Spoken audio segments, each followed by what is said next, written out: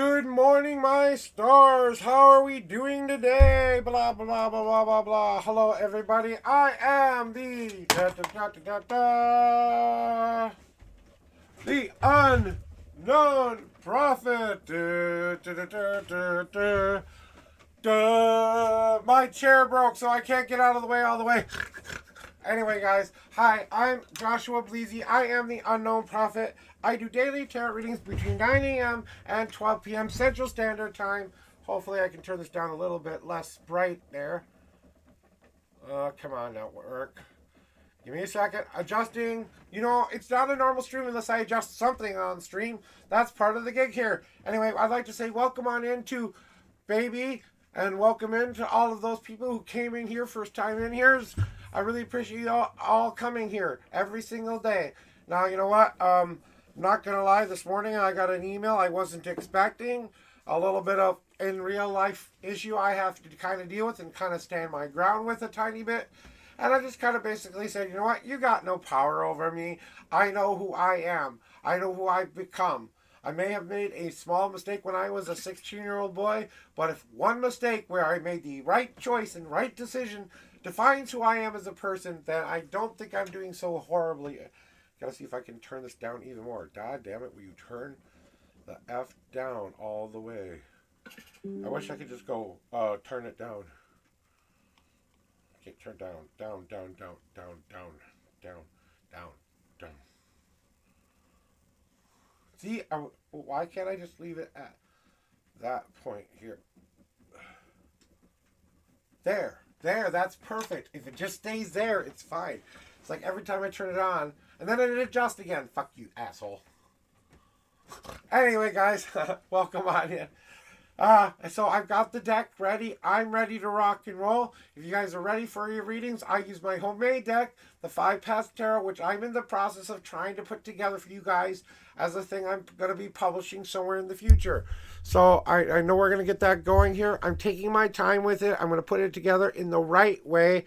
I was trying to rush it too much, and I was trying to have this control over everything that's going on in my life. You know, if things are going to happen to me, I have to be strong enough to say I am more resilient. People don't know who they're messing with when they mess with me.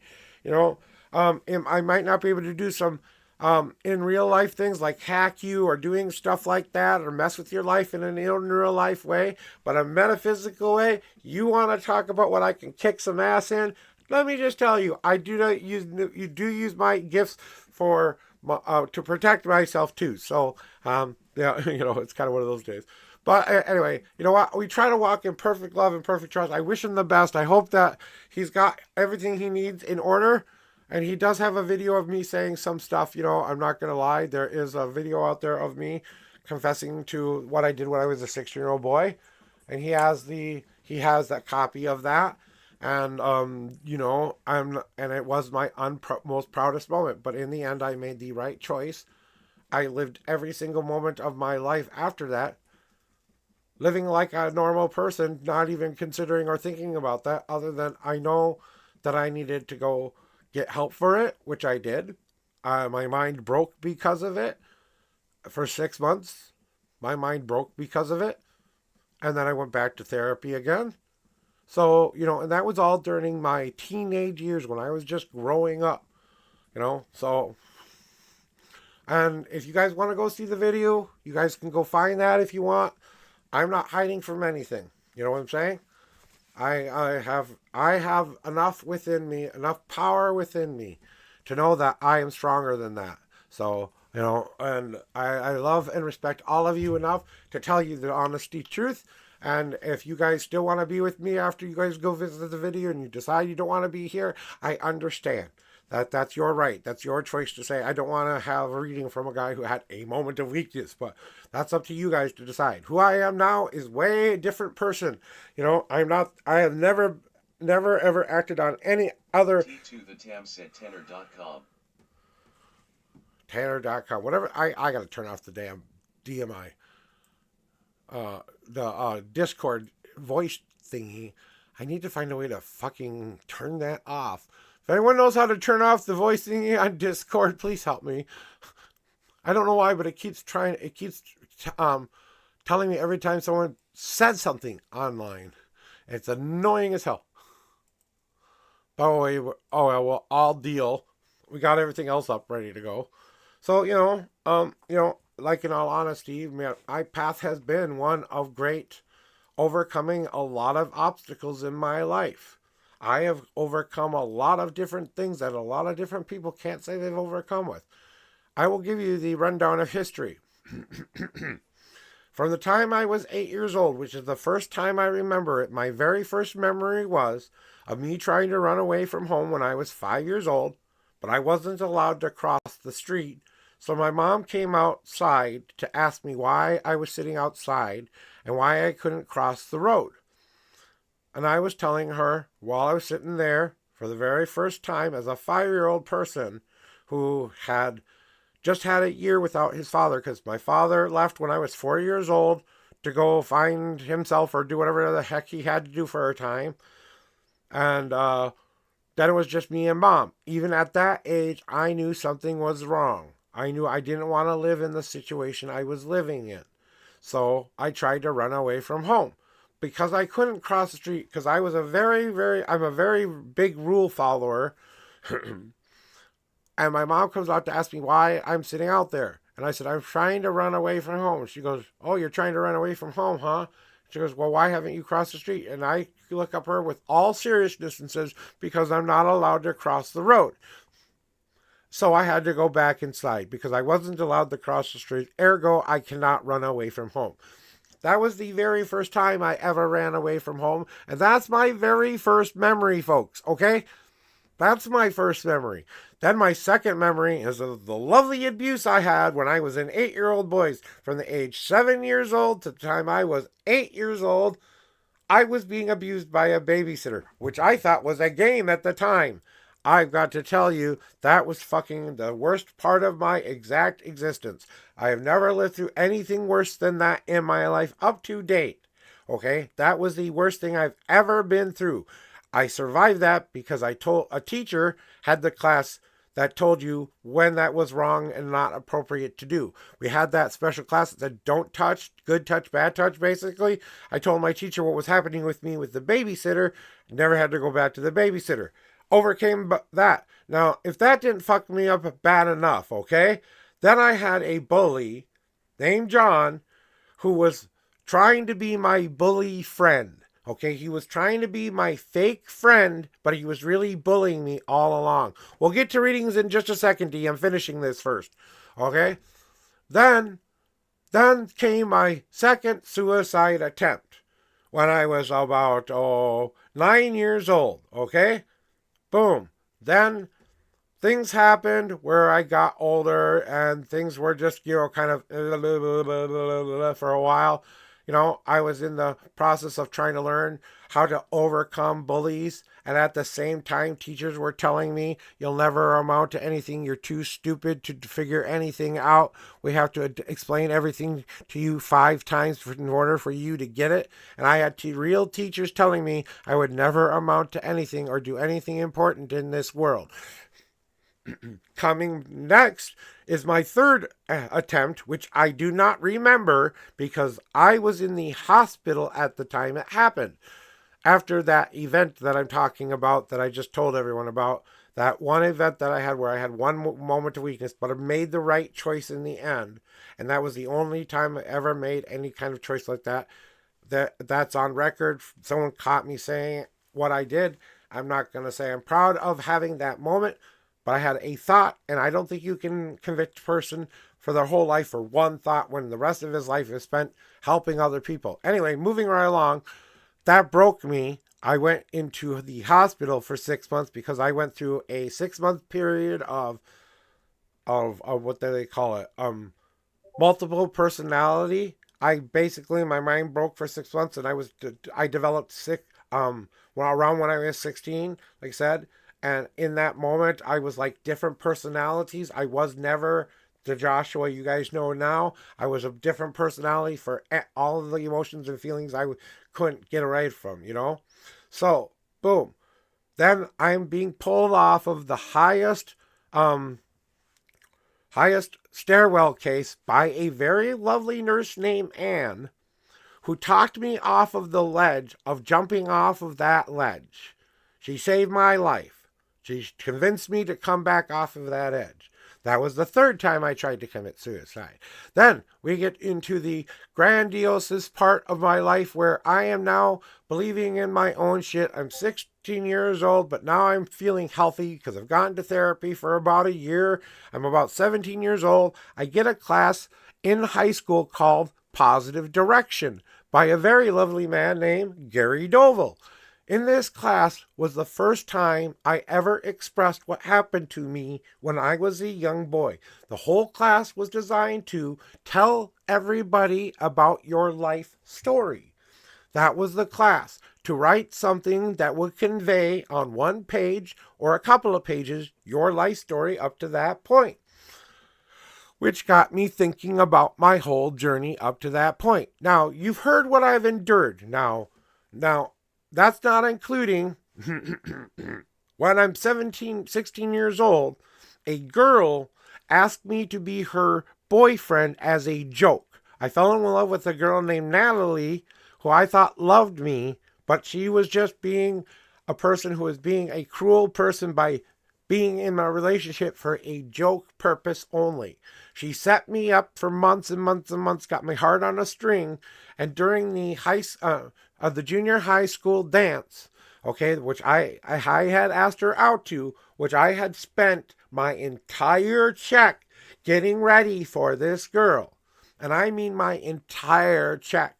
And I don't know if you know, but a 16-year-old boy spending his entire check on a girl because he thinks he's going to give her the most romantic, most beautiful moment of her life. If she had gone through with that date, I don't know what she would have done in the end, but that date never really happened. We went out for a slice of pizza. We walked down to the school dance. As we're approaching the high school dance, as the crowd of people are there, in front of the whole crowd, she turns to me and says, "By the way, this whole thing was a joke. I really don't love you or like you in any way."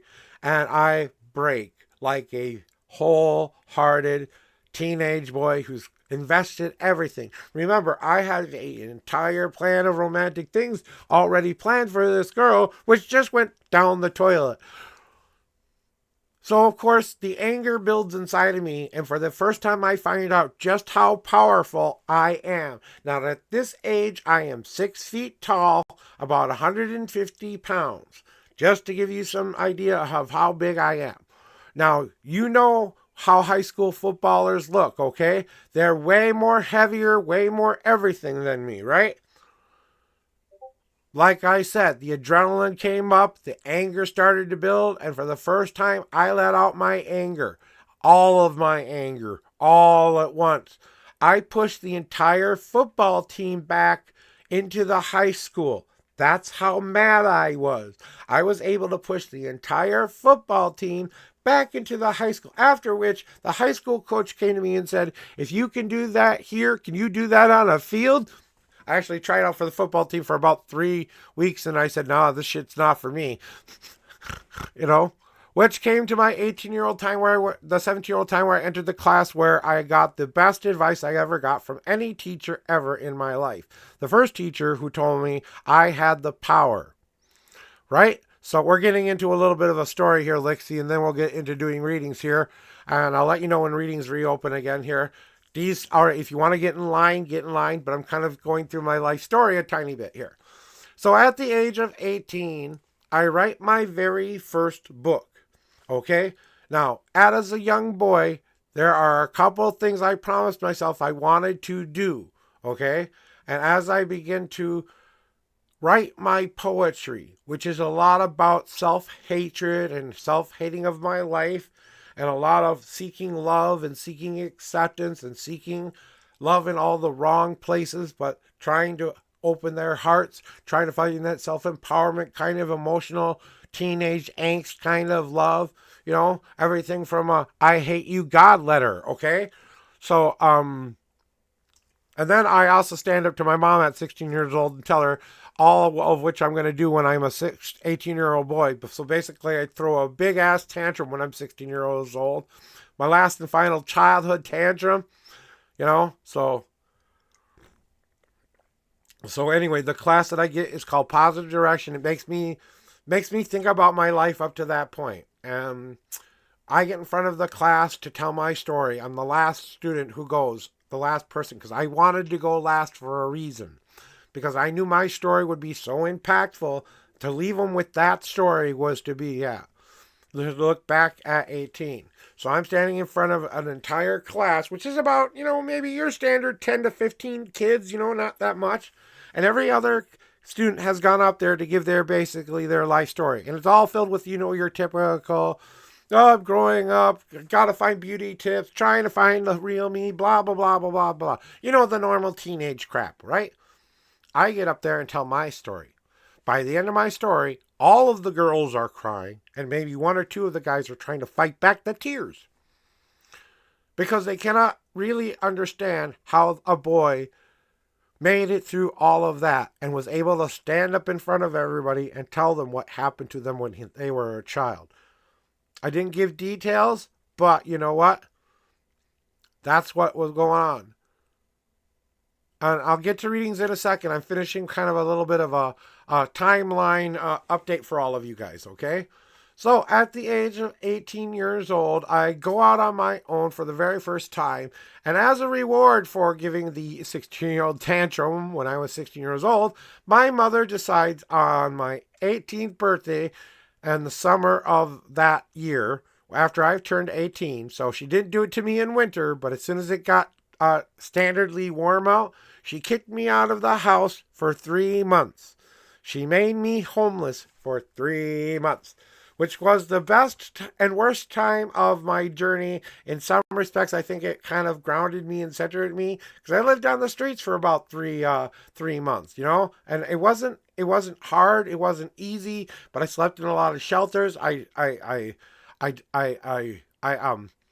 I volunteered at a lot of shelters. I found a lot of good people out there that were just trying to not live by rules and not live by anybody else's understanding and things. I learned a lot about myself doing that.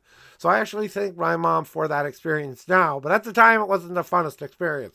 I dug through the trash. I ate things out of garbage cans. Everything you would normally expect a person who has to go homeless. But I did have a job at the time, so it wasn't so horrible that I couldn't make it. I was saving up money for an apartment of my own, honestly.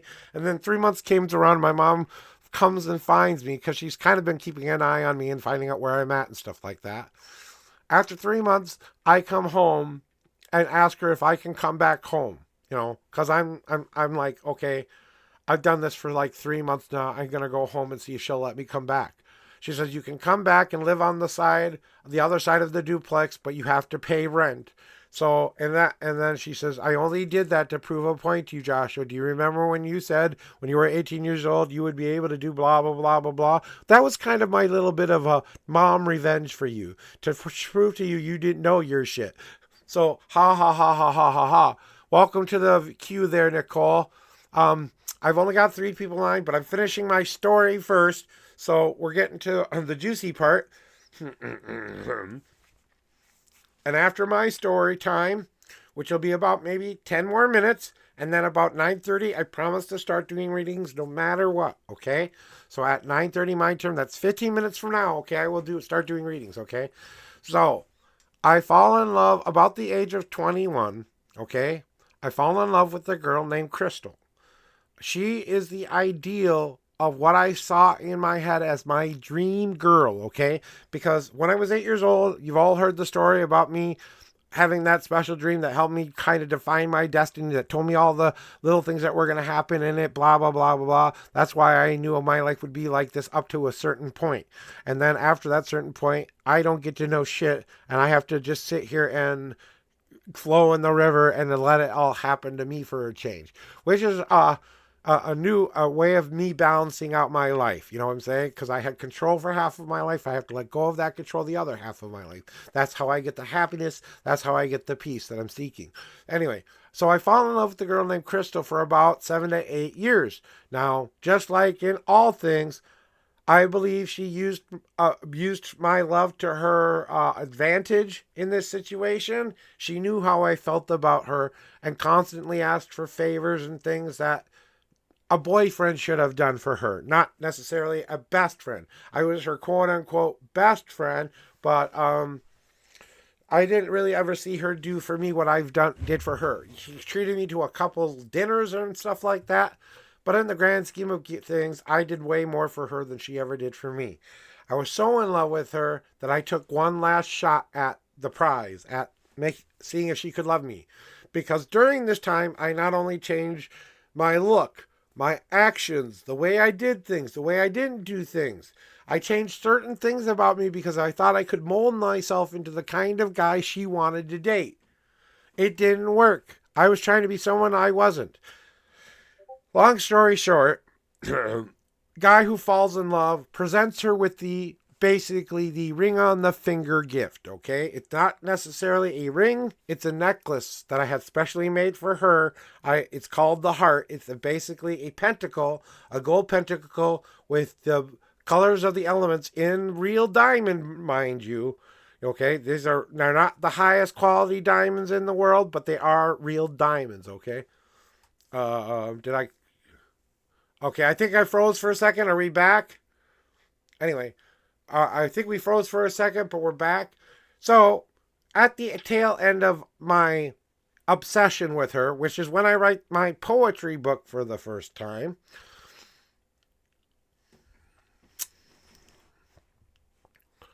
and I only got 10 more minutes to tell you the story, so. And after that fact, I really questioned if I was deserving of love at all. Because I was so in love with her, I questioned everything about myself in order to be someone she wanted me to be. And I looked at everything I had tried to become for her, and I said, that's not who I am. She doesn't love me for who I am, then what's the point? We had one very, very big drunken moment in another friend's house. That was the John character I used to tell you about. Yeah, unfortunately, I kept contact with him up to the point of he was the reason I met this girl in the first place. So I was still friends with John up until the age of about 16, 17. And then I kind of rejoined his friendship around the 21, 22 for about, like I said, the 7-year time when we were together, which was not a good thing. But at the same time, it was also the time I started going to a class in St. Cloud when I was around, like I said, 25, 26, 27, 28, 29, 30. Yeah, 30, 32, 33. So I'm about 33 years old when I start going to classes in St. Cloud, which is in-depth college course that embraces paganism and stuff like that. 10 more minutes, guys, and we'll be getting into the readings, okay? I'm finishing up my story. I've got like 8 more minutes to finish my story, and then we'll get to readings in just about 8 minutes, okay? So please be patient with me while I finish, because I'm trying to tell you a little bit about who I am here. So I hope you guys will appreciate that. And when you go back and look at the VOD, you'll see I'm trying to show you who I am. Now, I'm trying to develop my psychic gifts at this time, too. Haven't really accepted that path was set for me in a certain way.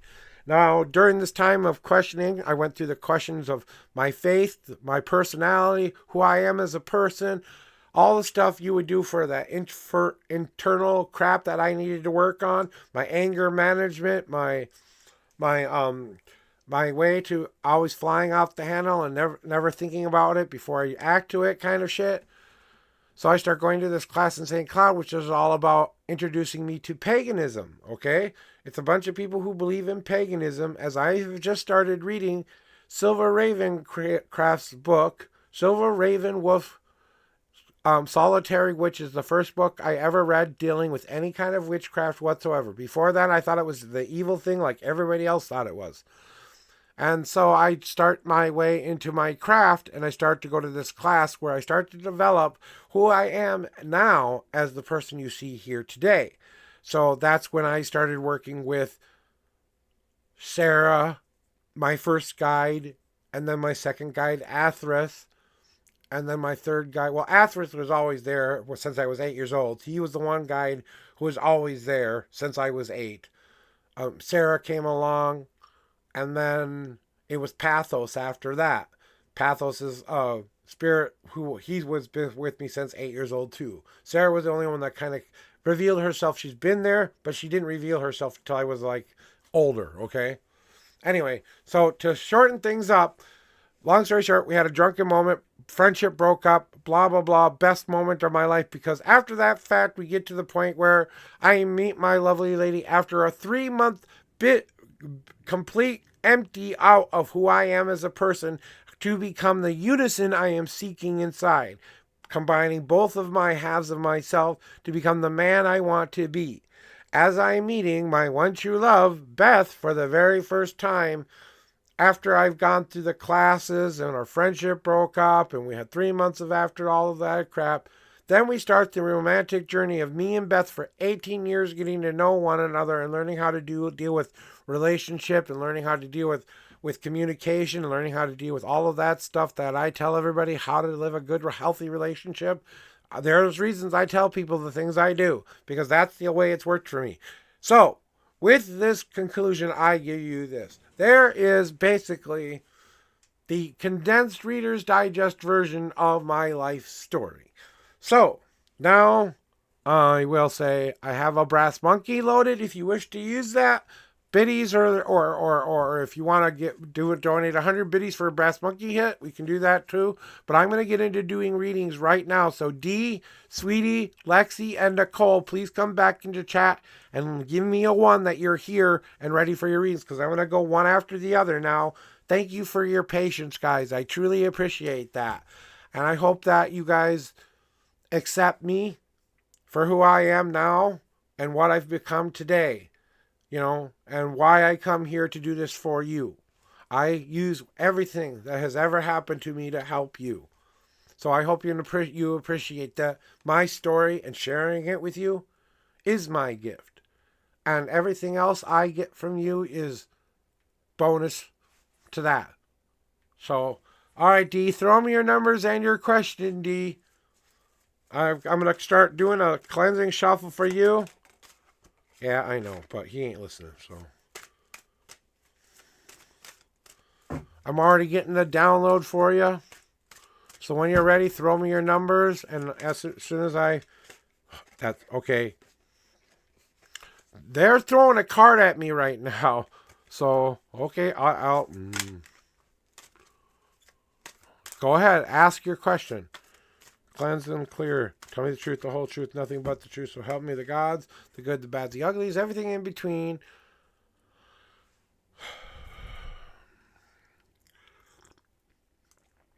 Let's find out. Your numbers are 4 and 4. Okay, here we go. So,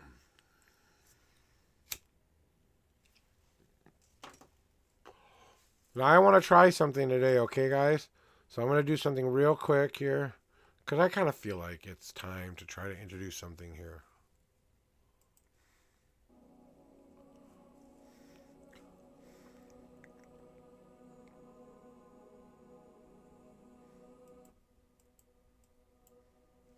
Okay, how about a little bit of light music in the background? How is this, guys? Oh, I know what I have to do. I have to turn up the desktop audio first. And I can leave it at a lower volume if you guys want. If you guys don't want the music, I'll turn the music off. I've been thinking we should add some music. You don't hear it? Okay, give me a second here. I'm turning it all the way up here. Okay, here's about halfway through. Can you still hear me and understand me? If you don't hear it, I'm just going to turn it off.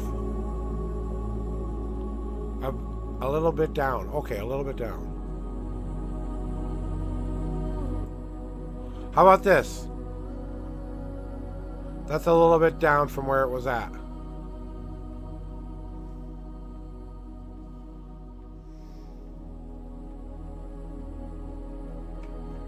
Okay, we'll keep it there for now. If it begins to bother people, just let me know and I'll turn it off.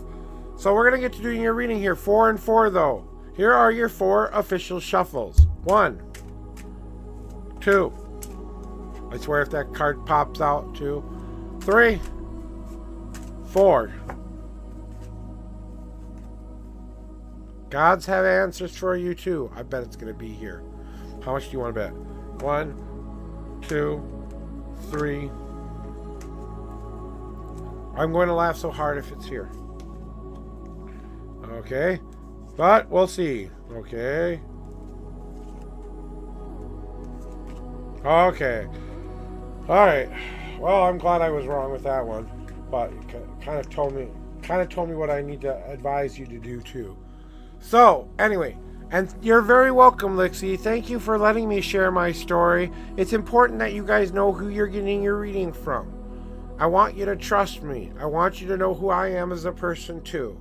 So, just so you guys know me, and now you know the story. If you guys want to know more of the story, I welcome you to go find that out.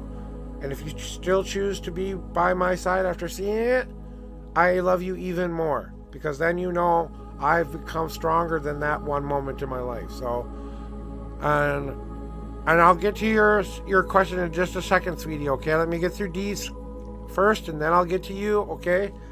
So let D get his answer first. So D, you want to know how this girl feels about you. First things first, that we are in that process, and you know this, of that change. A new life has begun. Thank you for your numbers early and your question early. If I lose it, I will ask you about that, right? Yeah, I know what you mean, D.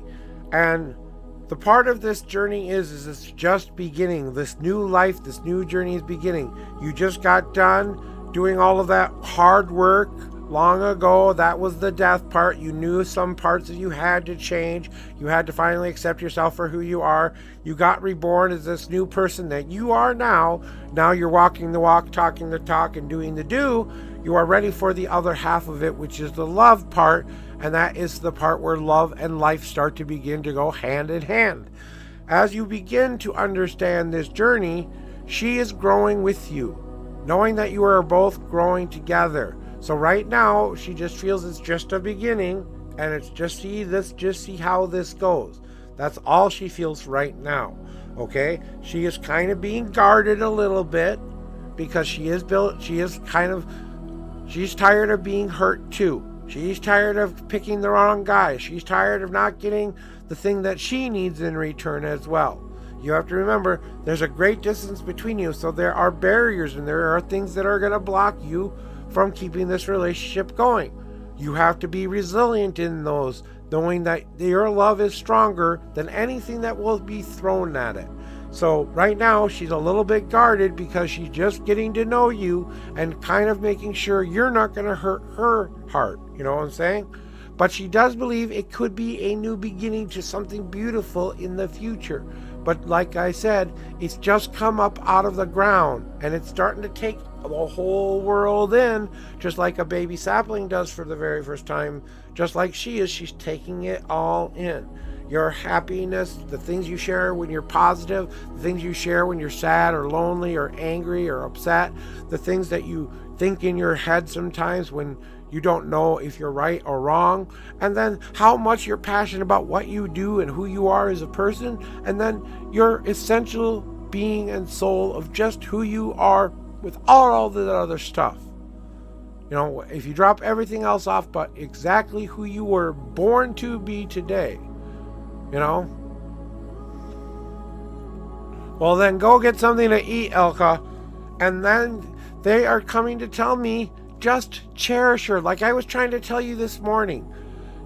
Just care for her like she cares for you. Look at her as what you need in your life right now. Look at her and see how beautiful she is. Look at yourself and see how beautiful you are. Look and see how beautiful she looks at herself.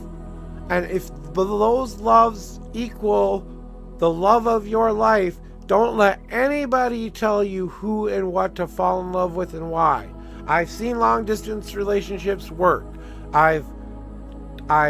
You share all of that which you are, you know, and then begin to look in that other person's eye. Like I had to learn with my wife the hard way. Okay, this is me and my wife on our wedding day, D. But before this, we had to learn how to communicate. We had to learn how to trust that the person who was in front of us, the person that we loved, was the dream come true. That's what we couldn't get over. It wasn't our failures, it wasn't our flaws. It was for the first time something actually was true. And it was so true we couldn't ignore it.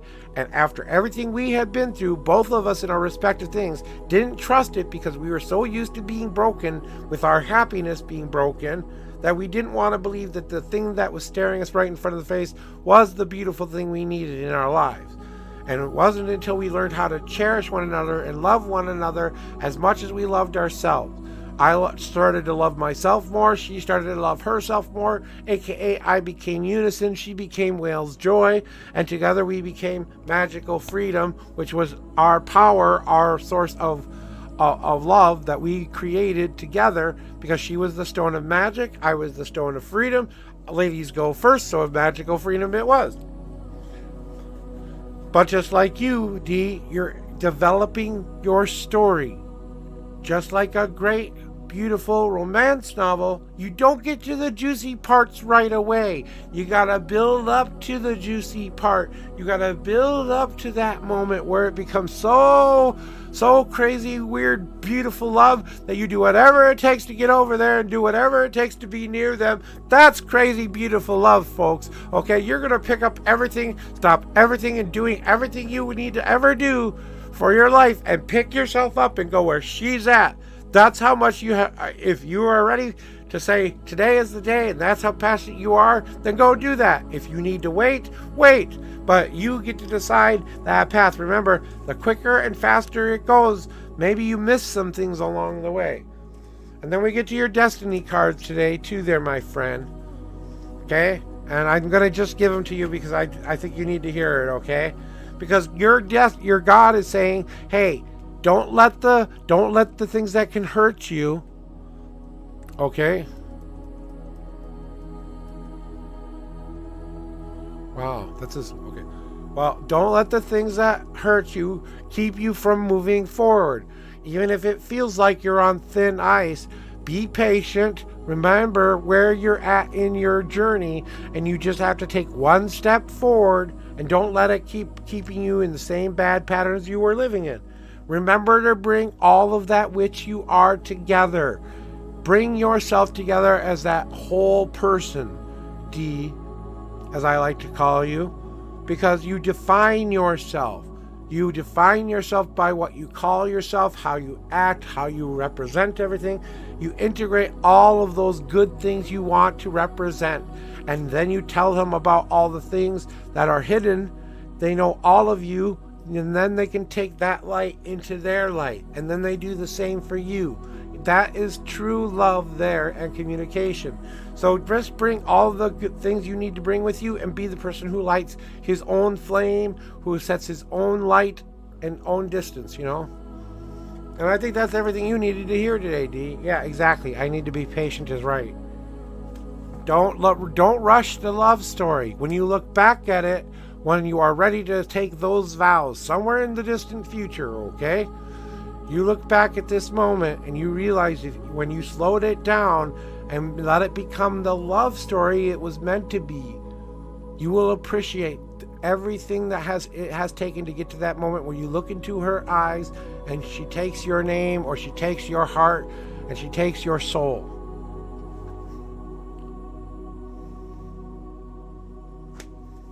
It's worth it. It's worth it, my friend. It's worth it. Alright, cleansing the cards off for Sweetie. And I've got her numbers already set up, so I got a page back up, 5 and 20. And you want to think, can you tell me everything that will go on in court tomorrow? Will we be safe? Okay, so we're going to try to figure out that right now.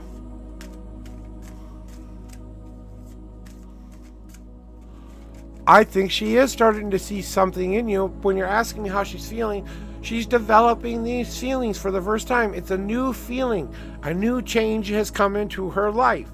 She is guarded because she has been hurt in her past, but she's giving you a shot. She's giving you a shot. She's testing the waters with you. As those waters begin to get more and more, you know more about you, those defenses drop more and more. But she's still beginning to see that this could go somewhere in the future. She sees it being something that could help her grow and become a better person, because she's ready to love more of herself, because she feels she's ready for love, just like you are ready for love. But you're both still kind of, like I said, in the cooking process of the tail end of what you're working on for yourselves. You need to stop being so obsessive. She needs to start believing in herself and believing that she is stronger than everyone has given her credit for. That's the key there. But now we have to learn how to communicate and talk with one another, and that's in real life. I can't tell you how to do. That's what, you didn't miss that damn thing. You haven't even gotten to the turn yet. You're still learning who she is as a real person, not as a profile on a web page or anything like that. You're getting to know the real her. That stuff is better than any gold you will ever get. You didn't miss anything. She's just starting to take the elements in. She's taking in the good, positive stuff you're sharing with her. She's paying attention to the times you're sad, angry, upset, or any of that stuff, right? She wants to know what's going on in your mind. So share what's going on in your mind. She wants to know what you're passionate about, so she can share what she's passionate about. Do you get it? And then that soul part that I can't explain, that your soul has just got to call to her soul and miss her so much,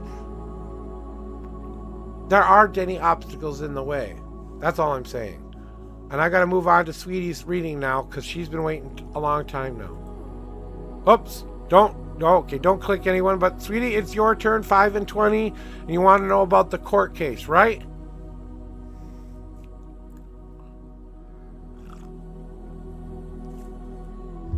And you know that obsession part has been something you've been working on a long time. You do have something that kind of doesn't help, with your brain and chemical body mix. I know there might be some OCD stuff in there and stuff like that, but I think you've got it as controlled as you can. Sometimes I think it helps you more than hurts you, more on the autism spectrum kind of a deal, where you're on the edge of something, so it makes you really, really intelligent in other ways. Yeah, so that's kind of what I'm saying there. Then you have to stop being so obsessive about the one thing you can't control. And that's it. So we're going to do Sweetie's reading now. Are you here, Sweetie, ready to rock and roll? No, you didn't miss your turn. It's your turn right now. All right, 5 and 20. Here are your 5 official shuffles, Sweetie. 1, 2, 3, 4, 5. Okay, we have one God card for you today, and you wanted 20 for the court case. 1, 2, 3, 4, 5, 6, 7, 8, 9, 10, 11, 12, 13, 14, 15, 16, 17, 18, 19, and 20 is now on top. And we want to know about the court case right there. Sweetie, are you here? Let me know you're here.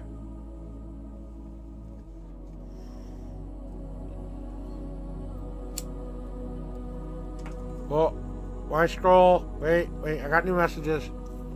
Okay, thank you. Yeah, okay, so we're ready. Okay, let's find out. You're being forced to attend.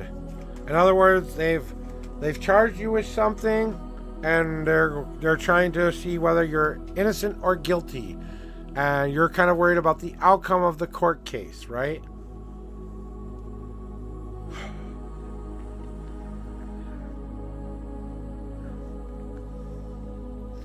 So I want you to remember one thing when you're going into this court case tomorrow. Try not to be defensive on your own position. Try not to put out the daggers that basically say, hey, if you're going to attack me with these things, words, accusations, whatever it is, don't get so defensive about what they're saying to you. Take what they're saying, give it a minute to think about, does it actually hold any truth to it? Am I admitting to that truth? Am I admitting to a moment, or am I admitting to anything that I need to admit to? If I don't have anything to admit to, then I have nothing to worry about. I have nothing to hide behind, because there's nothing to hide behind of. You know what I'm saying? So you have to take into consideration not to be so defensive when you're walking in there, because they're going to see that as that. if it's something you've done wrong and you know you've done it wrong, take responsibility for it. The best thing you can ever do in court is take responsibility for your actions. That shows that you are compassionate. Then tell them how it made you feel. So they didn't charge you. Good. We're not worried about that part then. Okay, good. But like I said, just don't go in there being really defensive and letting them kind of feeling like they're attacked. They're saying what they're saying for a reason. You have to stand up and believe that if you are honest and you are being truthful about what you're saying, then their words and their accusations hold no power over you whatsoever. You have to go into that court case and you have to listen for the little nuggets of opportunities for you to give them what they want without seeming guilty, because I don't think you're guilty in any way, shape, or form here. I think it's more of a, we don't understand something here, and maybe someone took something a little too far than they needed to, and now it's gotten to this place here. And like I said, I kind of knew that already. But like I said, you have to pick those little nuggets that you are going to be share. What is going to change the course and put you not in danger? Remember, your testimony will keep you safe, because now that information is out there and they don't need to worry about it. It's you get to decide what you pick and choose to share is the point here. When they ask you a question, answer honestly. Give them the information they need, but you can choose what kind of information you give them and still be honest about the answer. You know what I'm saying? So think about how this is going to change the course of what they're coming to you for, why they need you. Could this change everything for you? Could this become the best thing that could ever happen to you? You get to choose what information you share, but you have to be honest in court and do exactly like you know you're saying. Don't build those barriers up that keep you from the truth you need to hear too. Even if you're innocent, remember, you're trying to prove something here. You're trying to do something that is dangerous. You are going in there under, I'm assuming, some undercover kind of thingy where they don't know when you're coming in, blah, blah, blah, blah, blah. You're doing a special testimony because they're dangerous people and you have to testify against those people. Well, don't put up barriers that you would normally put up that block them from knowing what they need to know. You can't keep putting yourself under those barriers. Can't let them be under your thumb anymore. Either you are going to be above them where they are no longer going to be able to hurt you, or you're going to let them continue to be right where you are right now, or you can let them be over you for the rest of your life. Which one do you want? So don't put up barriers if that's what you want to get back in return. Remember to take the easy path, sweetie, during this court case. Step by step, inch by inch, every moment of stage by stage by stage, we are going to share why our path took us down this road. The easy path is all about setting small goals, obtaining those goals, and moving forward. So think of the court case in stages. Beginning, what can I prove right now to prove what that I need to tell them without me testifying in a more aggressive way? Is there a way to do that?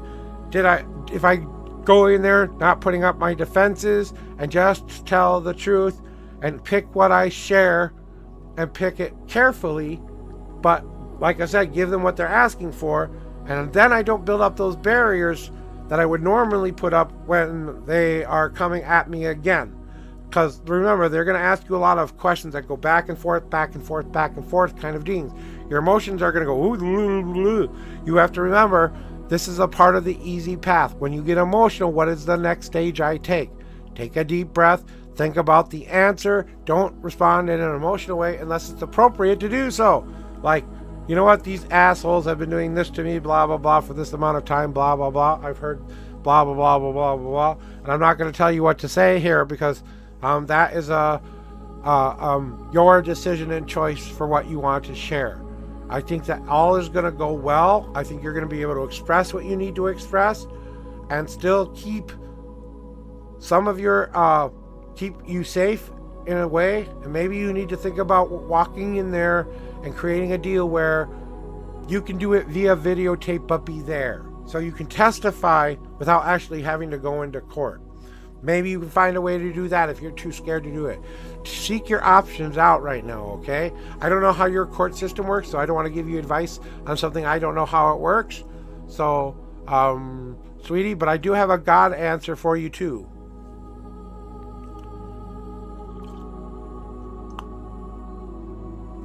I don't think you're going to get...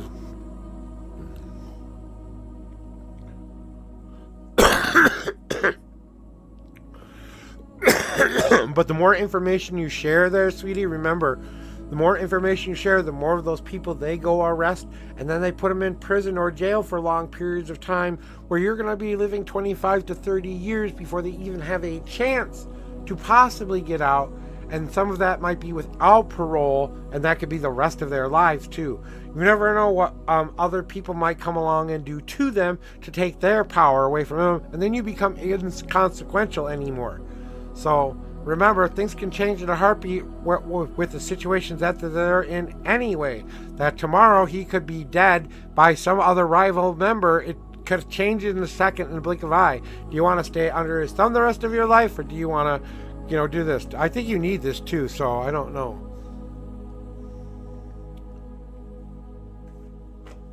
Yeah.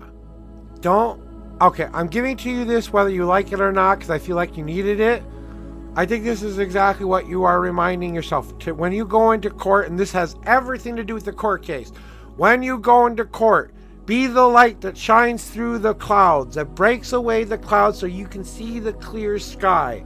Do that. Be the person who brings the light into that courtroom. Show them what they need to see. Shine a light on that thing they need to pay attention to. That way you protect yourself. Tell them how scared you are. Tell them how worried you are. All of that stuff. I'm just saying, you can still be in there in person, like I said, and maybe there is an option for you to be in person, but like get a videotape kind of answer question, or you can even go into the back room with the judge. Like I said, I don't know how your court system works, but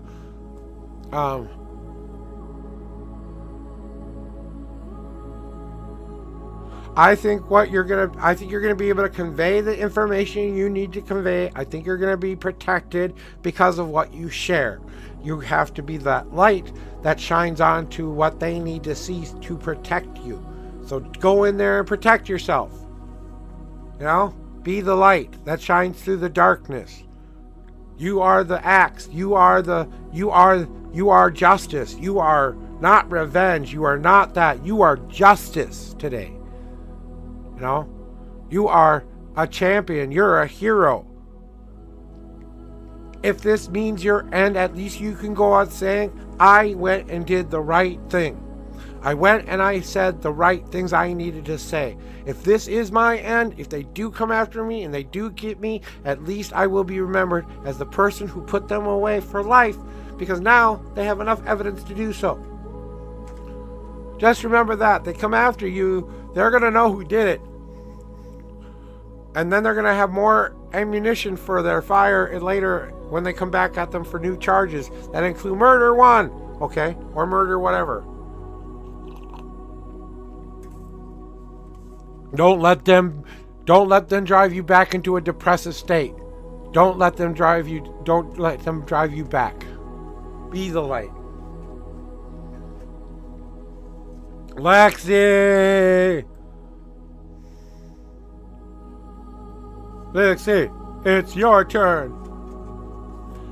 Clearing the cards off for Lexi. Clearing the cards off for Lexi.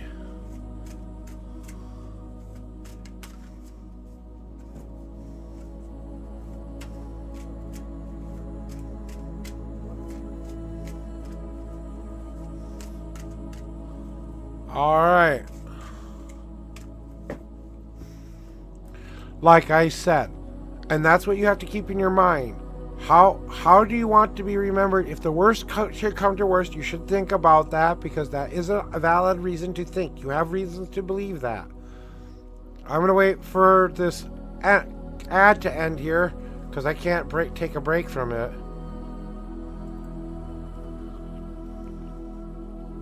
So let me know when the ads have stopped, guys. And then we'll get to doing your thing. I don't think they're going to risk harming you, okay? That's the one thing I want to say. I don't think they're going to risk more time to harm you. I think you're one of the pieces of the puzzle, but you're not the key, young lady, okay? Remember, you're only one piece that puts the whole puzzle together.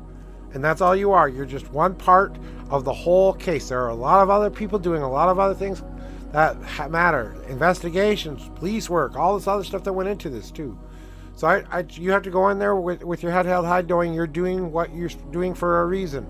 And if this is it, then I'm going out with my head held high. I'm going to tell them exactly what I need to tell them, because when I walk out, I'm not walking in fear anymore. That's what you have to do. Walk out of that court case not living in fear anymore. If it happens, it happens.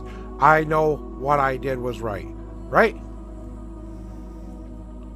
So, we're going to get to doing Lexi's reading, which is 8 and 32 for her numbers. Will professional project work? Okay, let's find out today, Lexi. Let's see what the cards have to tell you. 1, 2, 3, 4, 5, 6, 7,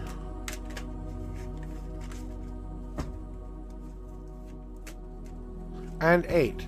And there is a 32 cards after that. 1, 2, 3, 4, 5, 6, 7, 8, 9, 10, 11, 12, 13, 14, 15, 16, 17, 18, 19, 20, 1, 22, 23, 24, 25, 26, 27, 28, 29, 30, 31. 31 cards on the bottom of the deck.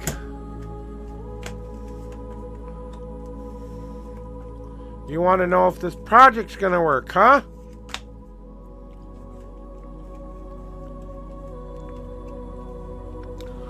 So, let's go, right? My future professional project. First thing I want you to realize there, Lexi, okay? First thing I need you to do is stop the bitching, stop the moaning, stop the whining, and you have to stop saying, I can't. These are the words we need to not say anymore. The I can'ts, I'm not capables, I'm not worthy, I'm not anything. The self-talk, I can't do this, has to stop now. Yes, I'm calling you out there, okay, Lexi? The beating up on myself has to end. No more are you going to be a victim to yourself. What the mirror card tells me is that you're choosing to live in a certain situation, but you're willing to walk back into the light. You can either become that light, or you can become the darkness. Now, I'm going to tell you from experience, becoming the darkness is not a bad thing. I became the darkness. I'm literally the unknown prophet for a reason, because I spent half of my life walking in the light.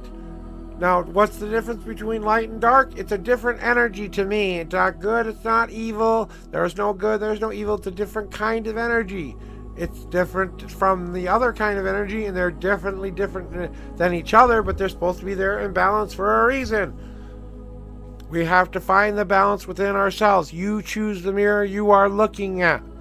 So, start to look at the more positive side of things rather than the negative side of things, and things will start to go in your direction. So change your attitude around is what they're saying first and foremost. Then, and this is the most important thing, I want you to hear me, Lexi, because they're screaming at me to tell you this, okay? Give me a second. I gotta fix something. I have to adjust something here, guys. I'm sorry. I'm sorry about that. But at least you didn't have to watch all of that. You just kind of saw me wiggle in my chair for a bit, but I bet you can guess what I was doing. Anyway, so now, Lexi, the thing about it now is, though, It's time to claim your power. Well, Lexi, is your professional project gonna work? Are you finally gonna say, God damn right it's gonna work? Are you finally ready to say, no one's gonna stop me, I'm gonna do it? Are you finally ready to say, no matter what other people think, say, or do to me, they're never gonna stop me, I'm gonna keep going until this is my dream? Will it work? You have to start saying, God damn, yes, it's going to work. I claim my power today by saying, I am going to do what I say I'm going to do. Tell yourself what you are going to do. Give yourself a timeline, okay? It's easy, right? It's easy for you to say you're going to step up to the plate and tell the universe what you want. What are you willing to give up in return for what you want? Are you willing to give up your doubt, your fear, your anxiety? Are you willing to give up those negative thoughts and feelings? Are you willing to give up I can't? Are you willing to finally give up on giving up on yourself? You have to start to claim that power in front of the universe and say, I am willing to give up all of it in order to accomplish my goal. That's how I do that. Then once I've met that goal, if I am living up to my crap and doing a good job, I will be able to move forward by making it become a possibility and real life reality in my life. Okay? But if I don't have my shit together and I think I know my shit and I start to go try to do it and I'm not ready to do it, the universe will come along with a big baseball bat and knock you on your ass and make you go through everything you're supposed to go through so you finally get it. Okay? So, remind you, there is a 2x4 on the way. Learn how to duck. And finally, and last but not least, stop fighting and warring with the other part of who you are. It's a part of you. You can't ever get rid of that part of you. You have to stop being at war with it. It's time to put down the swords, and it's time to love that part of you. This will be the most healing moment, but you have to be willing to put down the swords and stop fighting against your true nature and accept that this is just a part of who you are right now. That doesn't mean you can change it. That means you can change it. That means you can grow. You can still become someone new and different. But for right now, you are who you are. And you love all of that. You're not going to be at war anymore with anybody or anything. Because it's finally time for me to take my leap of faith. I have to get in front of my cliff. The thing that really scares me. The thing that scares you is I will succeed. That I will become everything I want to become. And then I will lose it. That is a risk we all take with all things in life. If you think anybody gets away from that, you're lying to yourself. Because that is a part of the game of life. We don't just have a pre-planned path on this planet. We change it. We correct it. We move it. We move it. We move it. And we make that choice. And if we take that leap of faith off of that cliff, you know what? They provided a beautiful golden parachute for you. They've put mattresses down for you. They even gave you a bat suit and a rescue team should all of that fail. How much more protection do you need to take the one leap you have been waiting to take your whole life when they're telling you if you do it, we got you? How much longer are you going to keep waiting? How much longer before you take your leap of faith and face the light instead of the dark? Claim your power and claim it now. Stop battling with yourself so you can take that leap of faith into the one place you have yet to go. The positive, the love, the wonder, the hope. Living in that can be scary, and you're going to have to adjust to it. It's not going to be like an instant, oh, life is better. You are going to go from one extreme to the other. You are going to have to go through what I like to call a labor process of sorts. It can be a day, it can be a week, it can be as short as long as you want it to be, but coming to the end, when you're done with all of that bullshit, and you're ready to do everything I told you, you come out of that womb, you claim your power, and you say, fuck it, I'm going for it, god damn it, no matter what anyone says. Look at me. I said I wanted to be a tarot reader that gave 3 hours a day so I wouldn't be bored. Okay? I came and did that. I have people threatening to cancel me because of something I said when I was 16 years old, or did when I was 16 years old. It's the only bad thing I've ever done, or actually never really did anything bad. It was just a bad thought I had at a really bad moment that I should have had. And I'm not going to say I made the better choice than my brother did. How about that? So Alexi, I think this will work out for you, but I think you have to start with the motivation and the passion that you have to start to have in yourself. You have to remind yourself, you're not selling your project. You're selling yourself. You're selling yourself. So the more and more you believe in yourself and your project go hand in hand, they will see that passion. They will see that drive. They will see that ambition in you. They will believe in you more the more you believe in yourself. Now, don't get cocky, okay? Don't get over cocky about it, but be strong enough to say, I can stand my ground, and these are what I stand for and why I stand for it. Do you believe in me? And you'll have more people say yes than you'll have set people say no. And it's all a part of losing everything is a part of life. That will be dependent on how you run your business and how passionate you are and what you do to keep it afloat. You're the one who gets to control that. So the moment you say, I give up, is the moment it will end.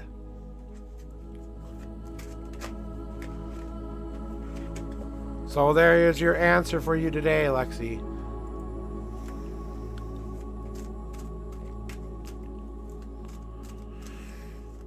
Cleansing the cards off for Nicole. Nicole, you're next in line. Nicole, you're next in line.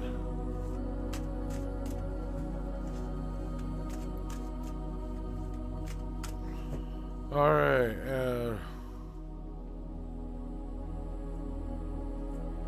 I don't have fingerprint identification shit on my thingy.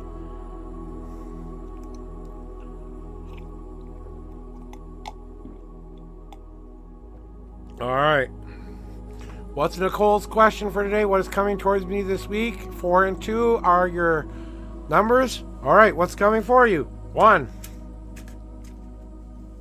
2, 3, and 4. You have 2 God cards today there, Nicole. And the second card. 1,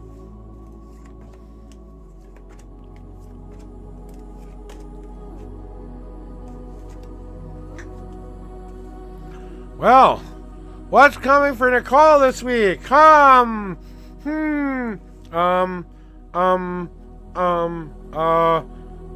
be right back. No.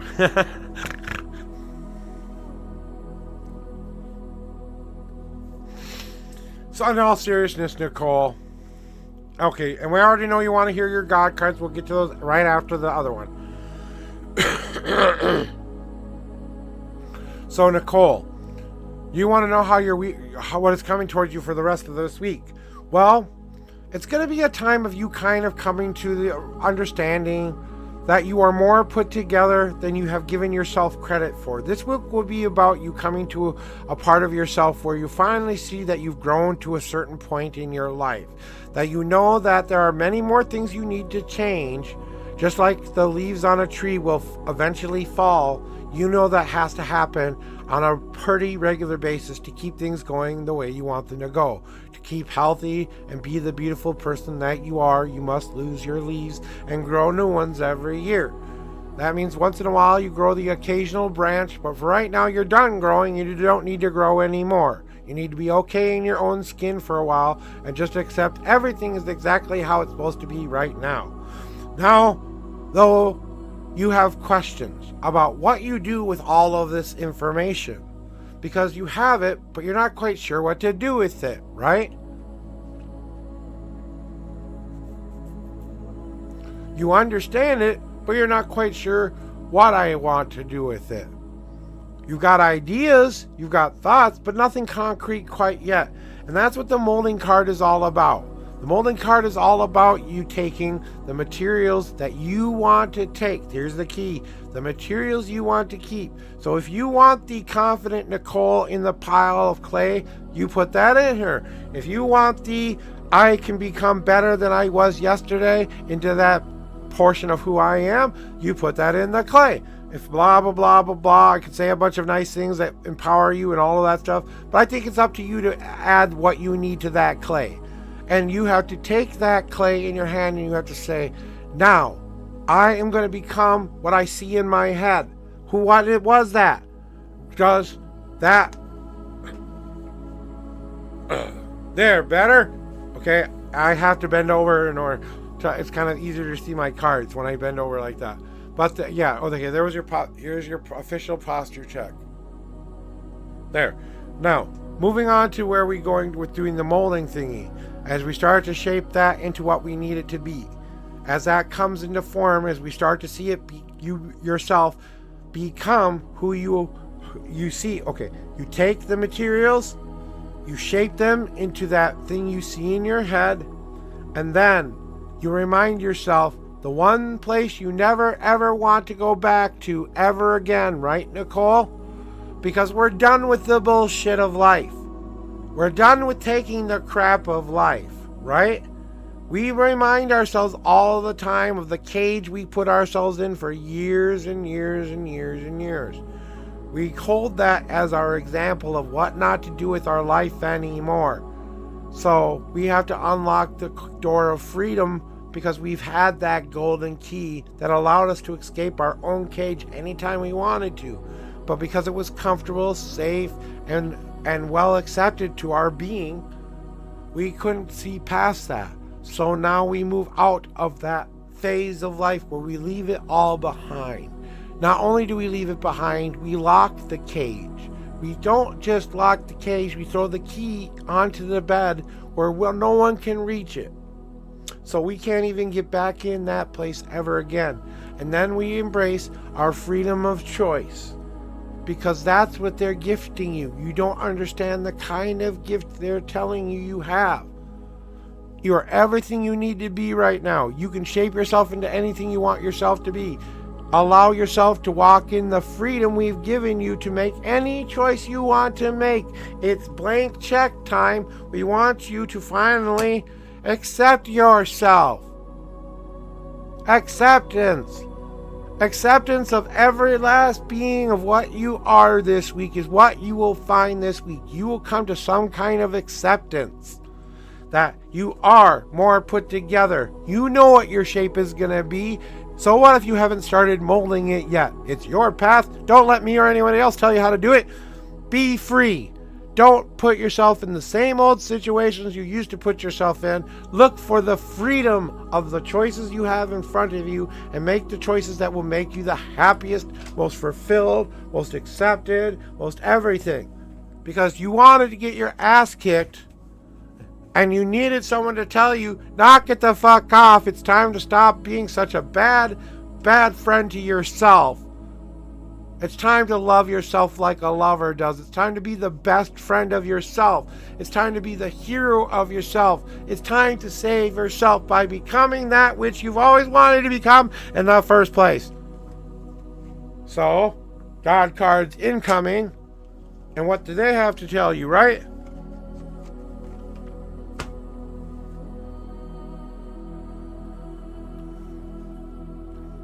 The only thing that you are missing in your life, Nicole, straight from your higher power to you, so listen the F up.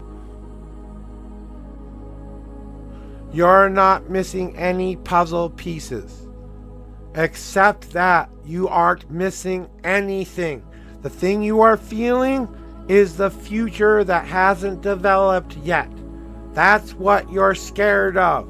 Things that haven't even happened yet. A blank spot that you yourself get to write. So who's in control of what journey here? Who's in control of what the picture looks like? Who's in control of what puzzle to pick out in the goddamn first place? Okay? And who knows in their heart of hearts they have all the puzzle pieces. The only thing ever developing for all of us is the future. We all have this peace. We all have that unknown peace. It's supposed to be there for a reason because it never gets filled until the day we die. We have to stop breaking ourselves apart into little tiny pieces, and we're only giving out this much information, Nicole. Hello, my name is the Unknown Prophet, and I want to tell you today about your reading and give you this brilliant example of image that I'm expressing to you by pulling this thing over my face to give you this image of not seeing my face and my expressions at the moment. But then I do this and I go, oh look, here I am, here's my face, here's who I am. Accept me or don't accept me. I am more than just one piece that I've shown you. And maybe it's time to break apart what we conceive ourselves to be and show them who we really are.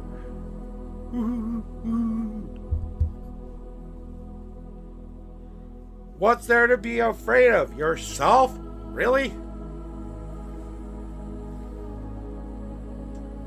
You're afraid of yourself. Why? What did you do to deserve such a fate?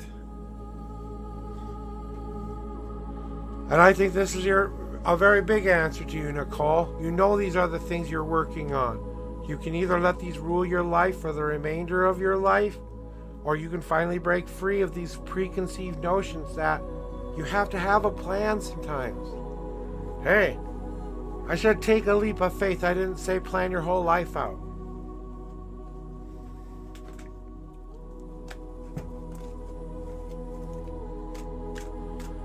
And I think that the one thing that's coming to you this week is you're finally ready for this moment.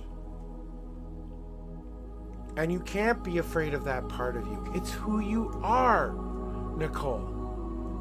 Tell yourself right now, I love that part of me. And honestly say it to yourself right now, this very moment, I want you to love that part of who you are. Wholly, completely, like you love a lover, like you love your mom, like you love a son, a daughter, like you love a brother, like you love God, like you love yourself.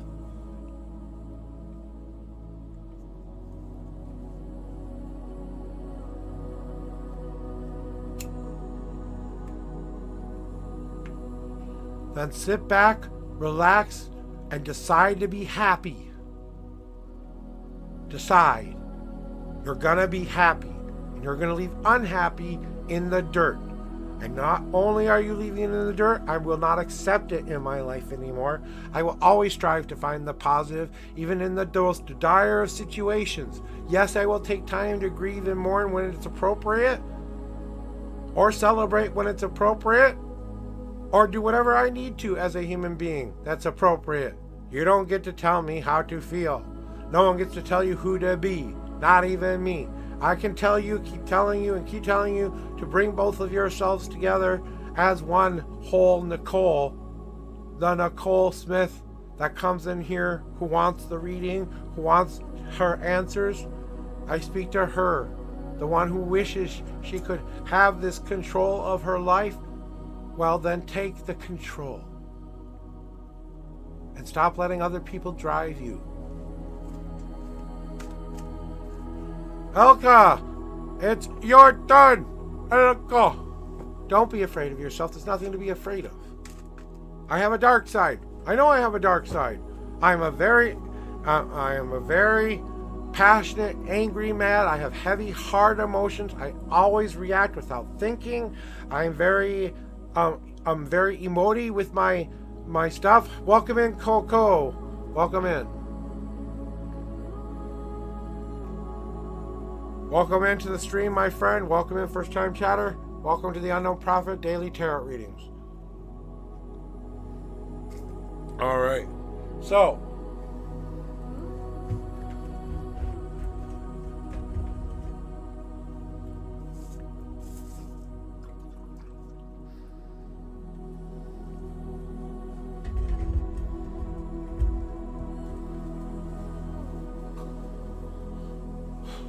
thank you. You're welcome. Choo choo, like the train. Got you. You're welcome, choo choo. Thank you very much for the correction of the name. I appreciate that. Do you have specific pronouns you prefer? I will try to do my best to keep your pronouns, but I say dude a lot and I say man a lot. So don't be offended if I say such things. I don't really mean you to call you by your wrong sexual orientation or how you prefer to be addressed as. I just make oopsies. So, Elka, when you're ready, it is time for your reading. So since you're coming in for the first time, choo-choo, here's how it works here. I ask you to pick some daily numbers for your reading today. I use my custom-made, homemade deck, the 5 Paths Tarot, first of all.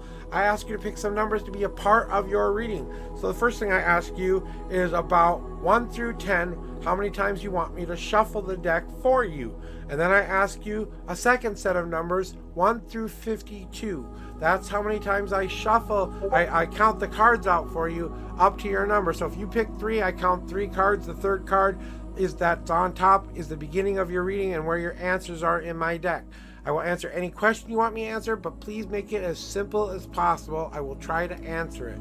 And then if you just want a general reading, just say general. And please, if you want a reading, plus exclamation point join. And please remain in queue until I've called your name out. If I do it more than 3 times, I am busy, I will move on. If I'm slow, I will give you more of a chance to respond. That's how it works here, Choo Choo. And like I just said, Elka, love, this is your first official call. So that's how it will work. Now I'll give them about a minute to respond before I say it again, and then I'll give you the 3 strikes and you're out kind of a deal.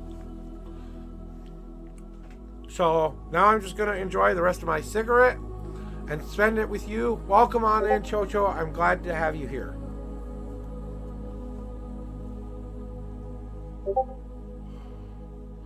See, I could have chose to live a negative path. I could have let all of that I've been through turn me into a monster.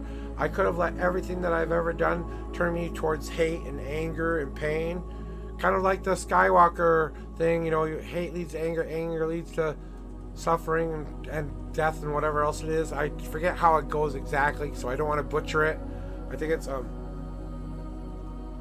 fear leads to hate, hate leads to anger, anger leads to suffering. That's how you go to the dark side, you know. And then when you've accepted that everything's gonna be horrible, you stop giving up on whatever is good in life and you do horrible bad things.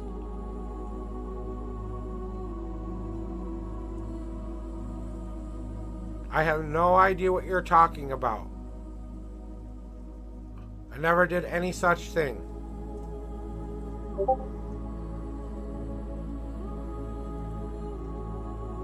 ZDR, welcome in.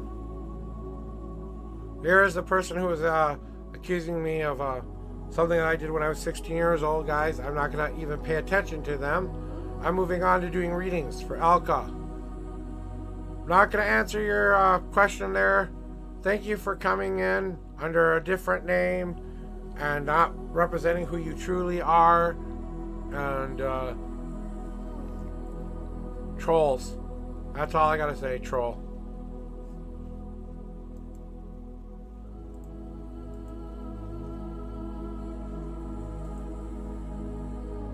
That's okay.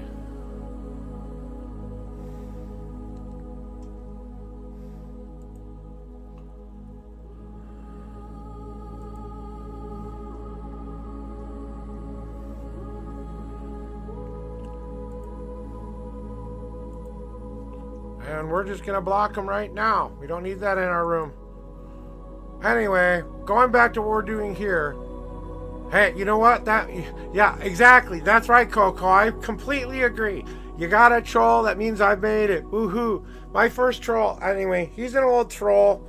He keeps going over something that I did when I was a young boy. If you guys want to know about it, there's video of me expressing what happened when I was a young boy. I made the right choice. I did not do the action they told me that they think I did.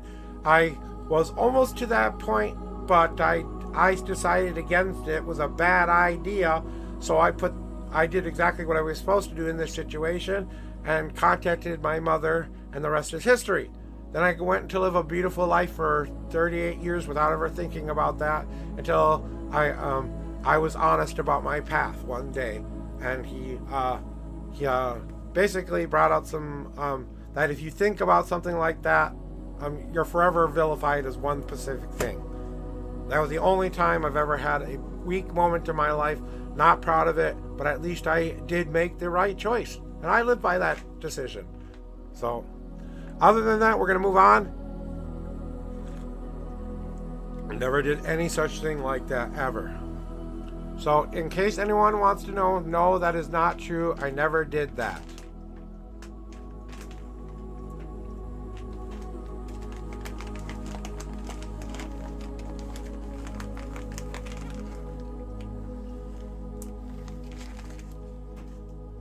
Never went through the action ever.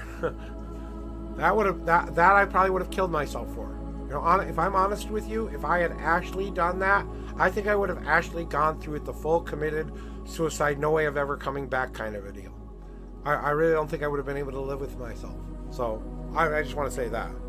I'm not so guilt-ridden over a one stupid moment that I made the right choice of. I'm going to move on. Elka, this is your second call. Elka, second call.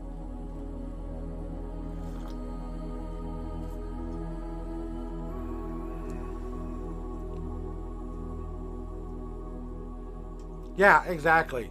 I'm the total sum of my actions. And trust me, my actions have spoken louder than ever. I've helped more people than I can count in my life. I've done more for others than I've ever done for myself. I've protected more people and kept more secrets from people than anyone will ever know about. So I know exactly who I am. I know who I've become, and I'm very proud of that, who I've become. I don't let my past define me anymore. It's who I was at the time. I'm not that person anymore. And I know I made the right choice, so I have nothing to worry about. There's nothing, their allegations hold no weight. They have nothing over me. So anyway, we're not going to move on to it. Elka, I'm sorry, but this is your third and final call. Elka, I'm sorry, this is your third and final call, Elka. And, you know, I understand that, hey, people do make mistakes in their lifetime. If they made one mistake, I'm not going to judge them on that one mistake. Now, if you actually went through the action and did something to harm somebody in an actual physical way, then I completely agree with everything he would have said. But I didn't do that. I had a brief moment of weird thoughts in my head that weren't supposed to be there because of what happened to me when I was a kid. And I don't know why I made the decisions I made, but I'm not going to get into it because, like I said, it's not worth getting into.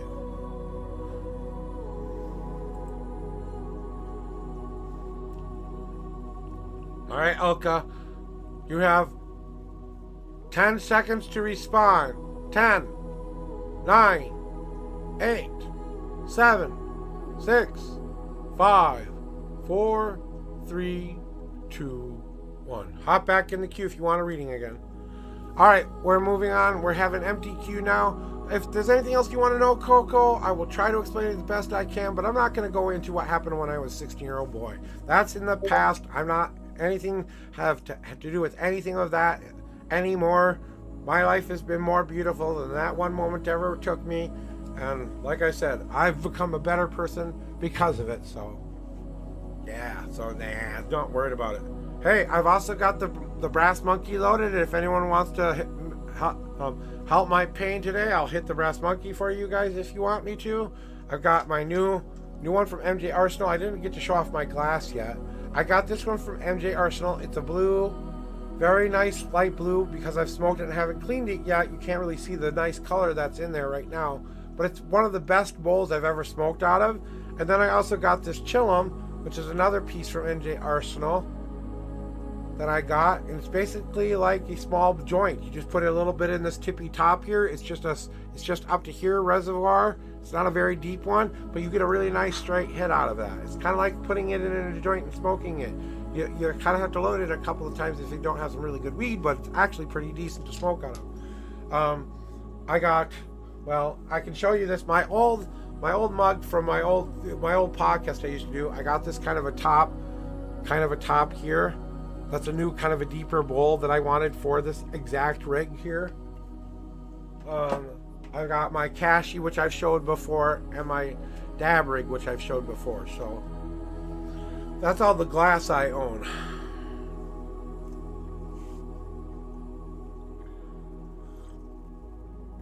I was thinking about having a 420 episode today, but then, like I said, I got a message earlier this morning that that kind of was like threatening in sort of a way, and I had to take care of it real quick. I was about to go live.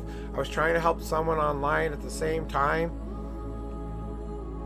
So, you know, and I am a cannabis consumer. I'm not going to lie. I use it mostly for medicine to control my pain. I don't try to do it while I'm streaming, but twice a month I give into it, and we have fun with it a little bit, okay? And I've been told by some people that my gifts become even stronger and even more intense when I'm on the green side of life. You know what I'm saying? So I understand if that's not your bag here. I understand if that's not something. If you're gonna start stuff in my chat, I will instantly ban you. I didn't. Know what? I'm not even gonna admit. I'm not even gonna deal with you. You're gonna just go away. Bye. See you later. Come back when you have a new name again.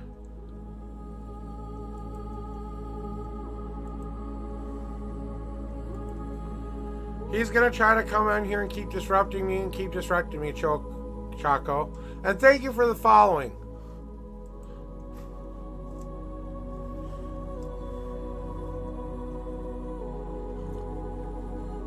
Anyway, moving forward, got more important things to do in this world, so.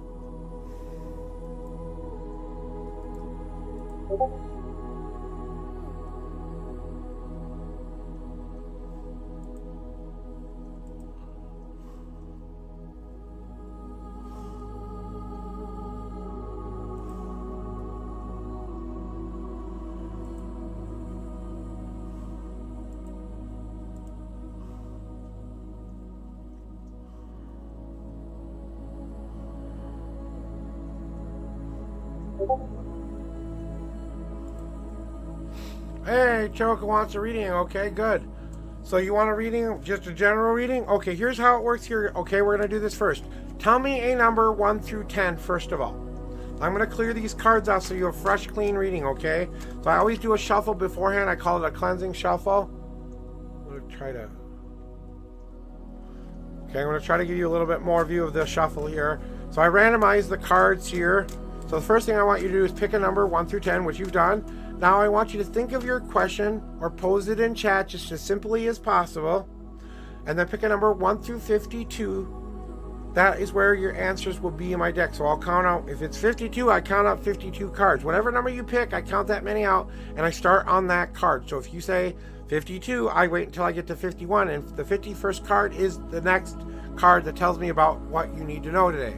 And that's how it works here there, Choo-choo. Sorry, I almost called you Coco again. Choo-choo, choo-choo, choo-choo. So that's how it goes. So I'm going to start to shuffle 8 times for you, okay? 1,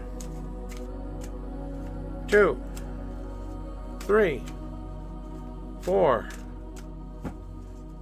5. Whoops. I'll explain that in just a second.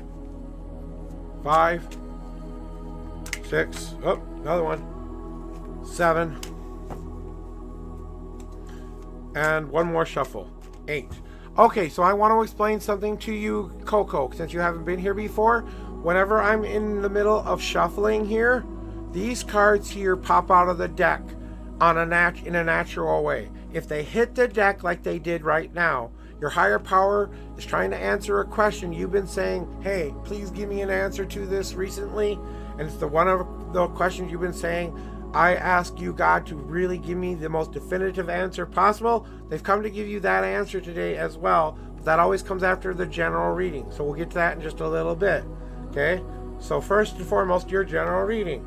Let's go. We have 33 cards to count. 1, 2, 3, 4, 5, 6, 7, 8, 9, 10, 11, 12, 13, 14, 15, 16, 17, 18, 19, 20, 1, 2, 3, 4, 5, 25, 26, 27, 28, 29, 30, 1, 2, and see now the 33rd card goes on top. So these are all the cards that I just counted out. They go on the bottom of the deck as so. And now we draw your cards out about what you need to know for today. And I always promise to tell you what you need to know, not what you want to know. I will tell you the good, the bad, the uglies, everything in between. I will be brutally honest and blunt as hell. I will not hold back, and I will tell you the truth, even if that means I have to kick your spiritual ass to do it. With that said, let's find out what you need today, Choo-choo. So, generally speaking, we have stepped up to the plate, and we're finally walking the walk and talking the talk and being the person we were meant to be. Finally, we have taken ownership of our power. Finally, we have taken all of that which we have going on in our lives, and we have said, "Here, universe, I am. Pay attention, because I am ready to go out into this world and be the person I was meant to be." This is the card of you becoming. And now as you start to become, you start to go on your next journey. While you have been a very, very good part of yourself has been dealt with, there's one thing you have yet to deal with, okay, Choo-choo? And that is that it's time to get out of your own way a little bit. The only one who's stopping you here is you. It's you trying to push up things up a big ass hill you don't need to be pushing in the first place. I don't care if you feel like if you don't defeat this depression, you're not going to be a winner. I don't care if it's anxiety you feel you need to beat. I don't care if it's anger, hate, whatever it is you feel you have to overcome and defeat and get up over that damn hill. It's time to let it go and let that rock finally fall down behind you. Do you realize the goal wasn't to get the rock up over the hill. The goal was for you to finally realize you are getting in your own way, and you are in your own way because of the depression, the anxiety, the fear, all of that stuff that's kept you locked in your place.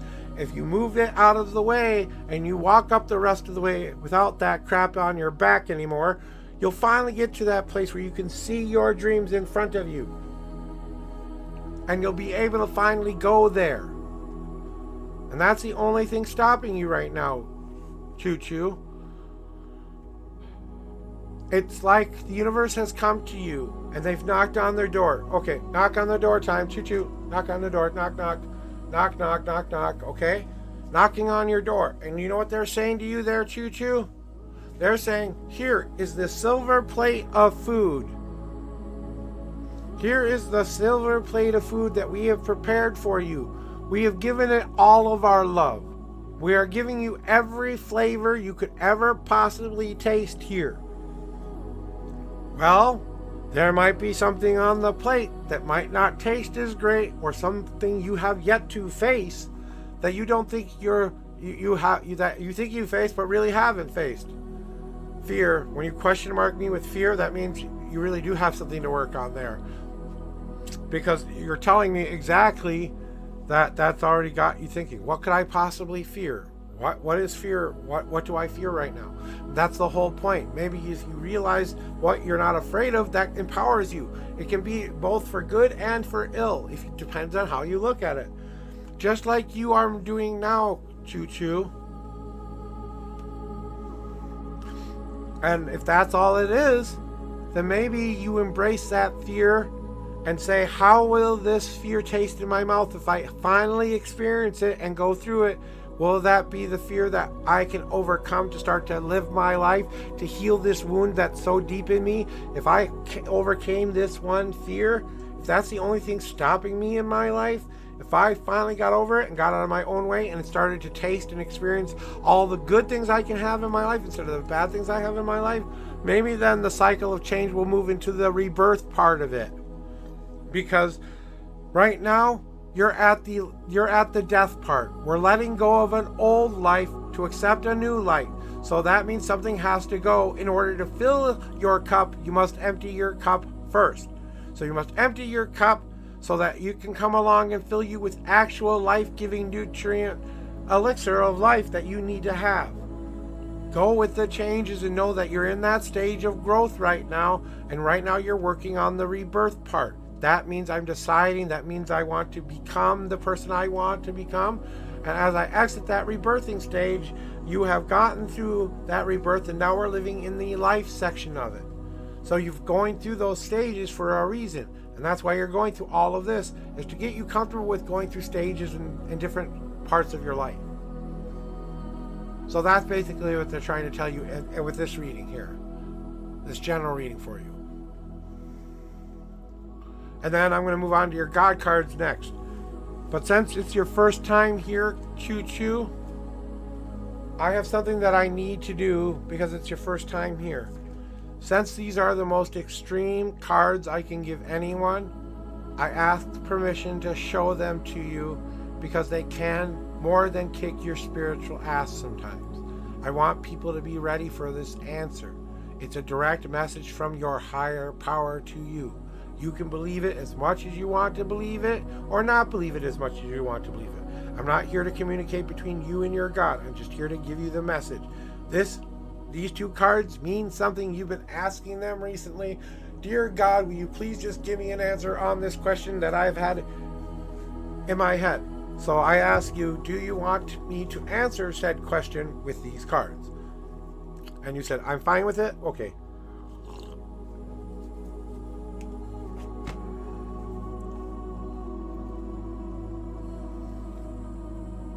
What they're trying to convey to you isn't necessarily a bad message for you. It's more of a validation, I feel.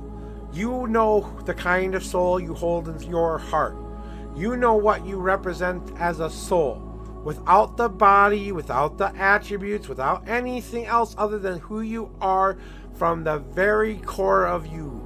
That's what shines through the most. Your truest self.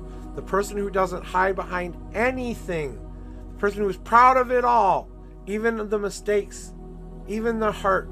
Even the harm that they've done to themselves. But they've chosen to live a life of positivity instead of one of negativity. They glow like a light bulb glows. When you turn something on in somebody, within yourself, within anybody else in your life, you are that light that people look towards. Sometimes you have to be passionate about your own path. Do you really want to have this good life that you've hoped for your whole life finally happen? Then what do you need to do to get to that path? Are there obstacles in your way? Of course, there's obstacles in all of our way. But we have to start to consider that we have to be determined about our path.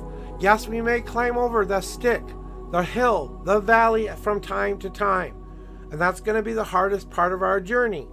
But when we are done going through all of that learning that we needed to go through, we must soak that all up in a brief moment of rest. At least a week of rest is what I call it. A week of rest to let it all soak in before you pick up and start a new goal. It's called the hard path. It means I will be so dedicated to my goal and dream that I will fight for it all the way, and I will be positive about it. So whatever that might answer for you, that's your answer.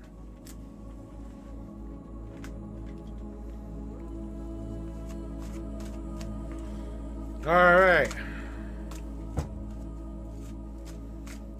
Hey, Guko.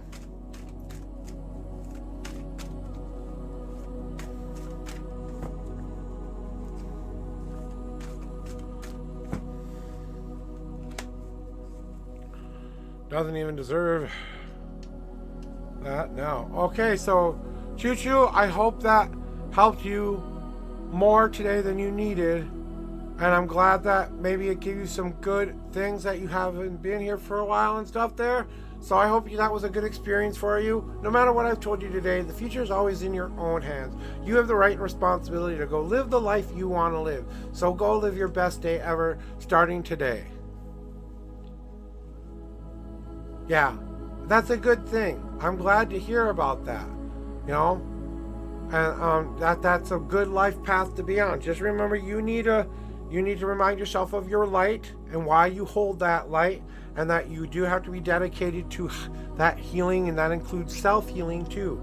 So don't forget to cleanse yourself, ground and center extra today. Really ground it out. Really let it go. Then bring back in all that which you need to have in your central body. Bring it all back in, the things that will help you, guide you to that path that you need to be on. And trust in those intuitions. They're the best signpost you will ever have. Yeah, and I know that COVID was a big thing for a lot of us, but we're all adjusting to COVID. It's not just you. So if they're not open, maybe it's time to find a different place that is open, or open a place that's good for you. Hey there, Senny, how's it going? Guko, it's your turn for your reading there, my friend. Welcome on in. I'm going to do a cleansing shuffle. I haven't seen you around for a while, so hopefully you know how it works here, but here's how it works. I'll ask you to pick a number 1 through 10. That's how many times I will shuffle the deck for you. Then I will pick a number 1. Then you will pick a number 1 through 52, and that's where the answers you seek will be in my deck. Please, if you have a question, pose it as simply as possible. And if you don't have a question, just say I want a general reading, and I will give you a general reading. So, thank you very much. And for the lurk there, Bar Cove, I appreciate you lurking and chilling and relaxing here today. Thank you for coming in. I truly do appreciate it. And Guko, this is your first official call for your reading. Please let me know when you're here and ready for it. All right, and we're going to have another cigarette here. I'm going to just take a nice little break here. Sen, we just started this reading, so we've got his official calls out here in just a moment. Oh, someone gave me a brass monkey hit. All right, for the 300 biddies, we take 3 small hits out of the brass monkey.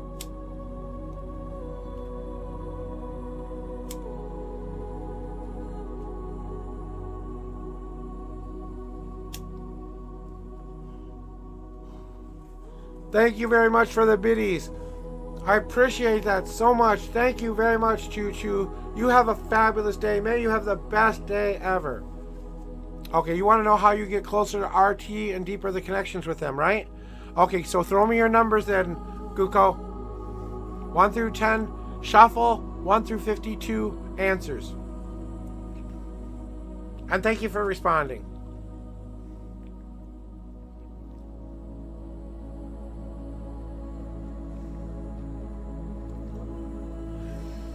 And if you're watching out there, Mr. ZDR, if you come in here starting shit up, I'm just going to ban you every time you come in here. I don't care what name you come under. Start saying all of that stuff, I'm just going to ban you. I'm not going to let you. So that's all I'm going to say to that. Moving on to Guko's reading.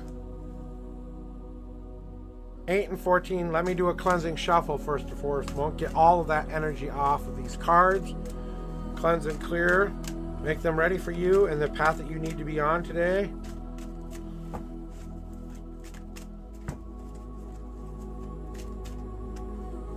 And I get the download here in a little bit.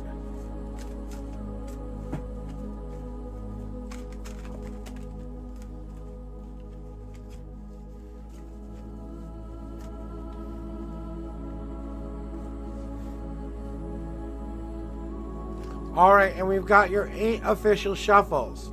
Okay, here are your 8 official shuffles. 1, 2, 3, 4, 5,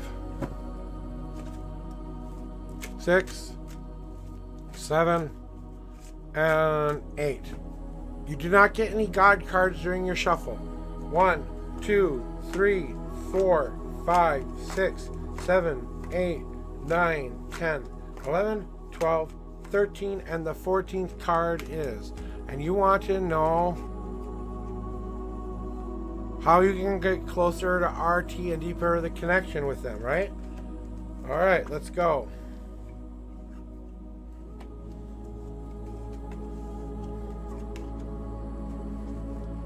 All right.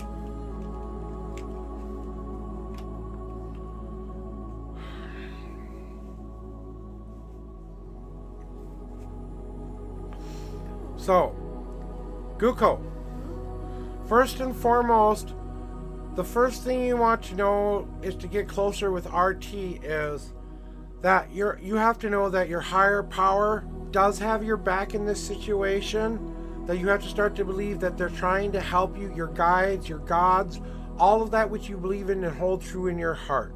They're trying to guide you in the right direction. You just have to listen to those inner feelings that are telling you when to trust, when to risk, because it is a free will game out there. Choices and changes will come your way, but it's just saying that they're there backing you up in your choices. They just want you to understand that you have the power in the situation. How you wield the magic they are giving you is what it's all about. How you wield what their gift is to you. That freedom of choice, that freedom of expression, that freedom of everything that they need to tell you about. They want you to realize that you can't go back to the same old things you used to go. Hey Racer, welcome back in, Racer.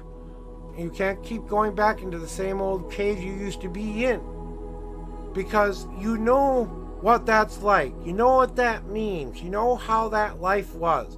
Yes, you were very comfortable there for a long, long time.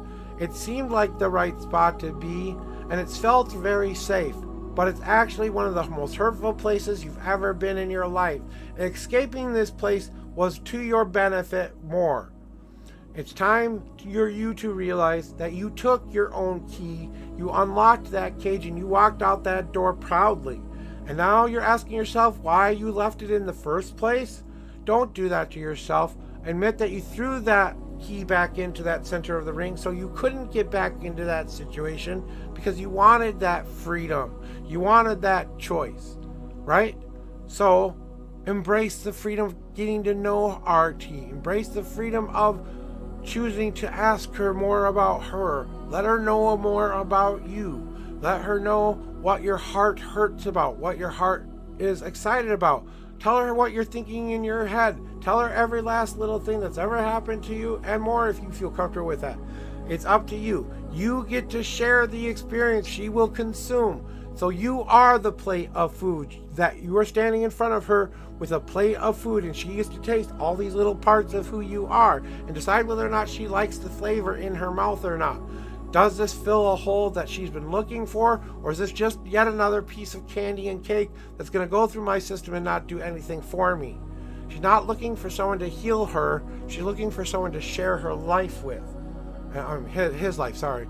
I have said her instead of him. So, we've had a couple trolls today too, Senpa, so just keep an eye out for them here. But it's about the experience of finding out more about them. And the only way that's going to happen is if you go ask them and start to share the experience with them, to taste them, as much of them as they will taste of you, to change your whole world around. Now you got my brother's card in my deck, and that usually means that you have to give yourself permission to be paroled in the first place. Yeah, you got out of the cage, but part of your mind is still stuck in that cage. You forgot to give yourself permission to be paroled too.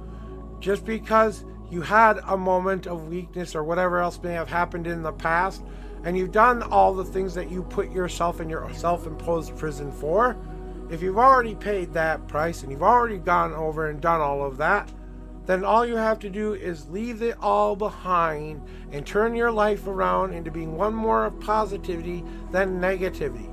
And that's what my brother did. He learned how to re-embrace the emotions in his heart by letting them out more appropriately and breathing in every day as if it was his best day ever, a reason to be better than he was yesterday. Took him a long time to get to a place where he could actually start to heal part of his life. He can't heal all of his life, but he can heal part of himself, and he tries to live a better, more positive life. And I wish I could say I knew what was going on with it, but I don't, honestly. So I move on from that by saying to you, it's time for you not to put yourself back in that self-imposed cage. It's time to break free of that power that you gave over yourself in the first place, and take back your power by letting your emotions out. That will help clear the way for you taking that first breath of life back in your lungs again.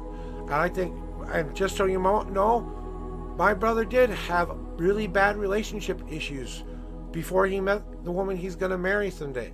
He had to correct part of himself before he was ready for that. He had to free himself from that thing that kept holding him back, you know. And the one part I do know about my brother's journey is that he did change his whole heart. He felt the weight of what happened. He felt it so bad that I don't know if it's true because I don't know the whole story, but part of it was he tried to commit suicide and then decided he was going to try. Then he started doing everything that he was supposed to do as far as what they consider rehabilitating him, right? So, I don't know. He lives the life he wants to live, but he's not doing anything to harm anybody anymore. And I don't approve of what he did, but I'm not going to go into that. So, moving along to the next reading, which is Senpa. I knew that card was going to come up sometime today. But I'll tell you, making the choice I made and him making the choice he made, I am the better person here. I didn't do anything that would have been considered a criminal act. I got to the point. Anyway, moving on. That got in my head a little bit. I can't lie. I know they're watching, so they're probably going to we got in his head. You're right, you got in my head. And I took a whole week off to reconsider everything that you had said to me. And really looked at my life and said, when I weigh against everything else I've ever done, I am on the winning side of life. Clearing the cards out for you, Senny. Anyway, moving on to the next thing. Because that's what you got to do. You got to move on from it. And if you let it define you, you keep letting it define you, eventually you just give up and say, well, if everyone's going to think that of me, maybe I should just go do it. I'm not that kind of a guy, okay? I think about it. I didn't think about that situation, but, if someone implied I did.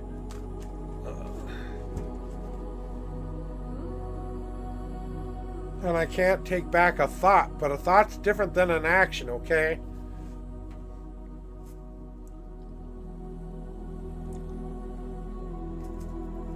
Is that good for you? Did I redeem my stretch and my hydrate for you there, Cindy?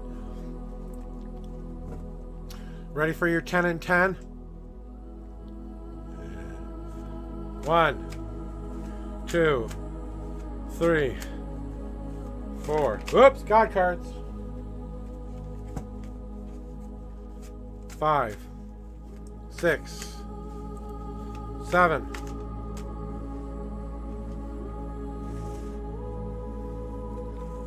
8, 9, and one more shuffle for you. 10.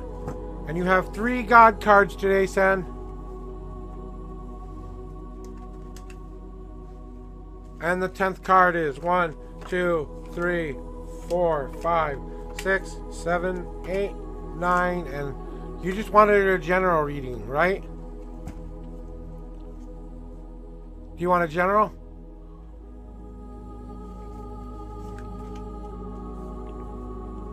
I kind of thought that's what you wanted, so.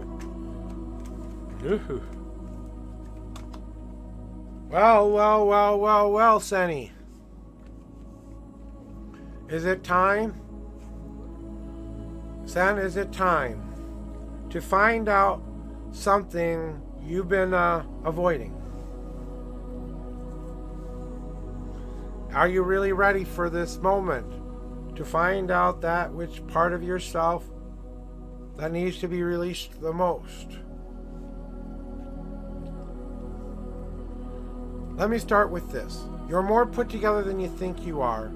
You've done a very good job at taking all the little pieces and bringing them together to be that focal point and igniting that light.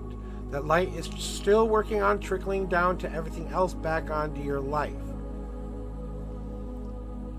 Yeah, they're ready for... It's because you're ready there, Sen. It's because you're finally ready. Because you finally brought it all together and focused it into that one point which they were waiting for you to do. Now they know you're ready for what they are going to give you next. And it's a big one. It's a really big one. Are you ready to finally be free of her?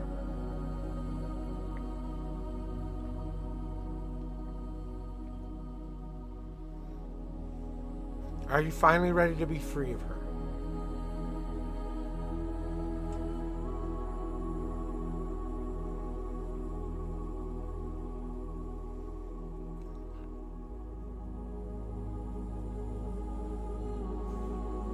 Then it's time to let her die.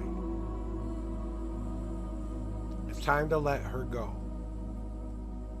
It's time to let it all go. And you know this moment was coming, and you knew you would be holding it off for as long as you could hold it off. But if you wait any longer, you will miss your chance to transform into what you need yourself to be. You know the cycles of life. You know how it works. You know you can't escape this. You know this is preordained and destined to happen. You know all of this is what is to come. But knowing it and going through it are two different things. Okay? I know a lot of shit. But I've still got to go through it sometimes. And that is the point of the game. Let this transform you. If it is to be the end of that part of you you want dead, if you're finally ready to be free of her, then let her rest in peace. And then, when you finally have mourned her appropriately, and yes, you do have to appropriately mourn her, and you better do a goddamn good job of that. Because the more you mourn that loss, the more you come to that acceptance naturally on your own, the more your heart will heal. The more you will accept who you are destined to become. This is it. This is your line moment. This is the only moment you get. This is it. You screw it up now, you may change your fate forever. But you get to choose your own destiny. A fate and destiny are two different things, my friend.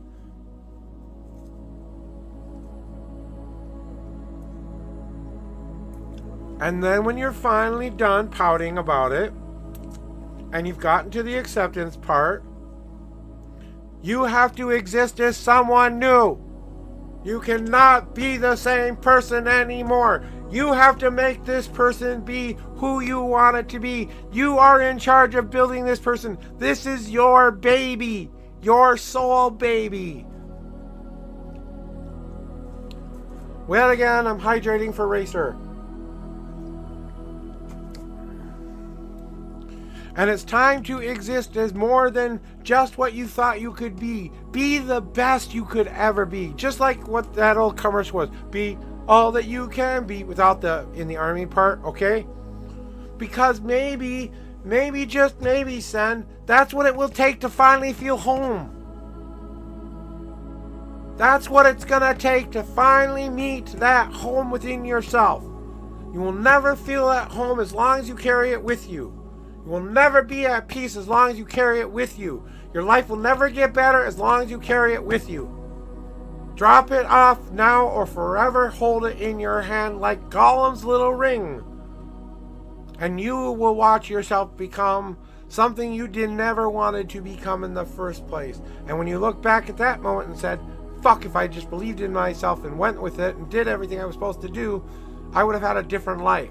Well, you still have freedom of choice for that as well. You don't have to choose that path. No one has to choose that path. But you are more in this whole world that's coming to you right now, son, is trying to bring you to that place where you are at home within your life, physically, mentally, and spiritually. You're at home within yourself, physically, mentally, and spiritually. And you're involved in your own spiritual guidance and journey in all the ways that it needs to be. Physically, mentally, and spiritually. 3 different things with 3 different ways of viewing it, all designed to help you do one very important thing. Be at home with yourself. So, what is it going to take to do that? Integrate all the parts of yourself that you want to be a part of. Light that light. Let the other shit go you don't want in your life. And become the person you see in your head by walking the walk and talking the talk and doing all of that which I need to do. Then I can finally feel at home with who I am as a person. I know you understand life cycles. That's what makes this all funny. Like I said, knowing it and doing it are two different things. You can know it all you want. Until you've lived through what you need to live through, you'll never understand. You want your God cards? I'm just taking a second to light a cigarette. Actually.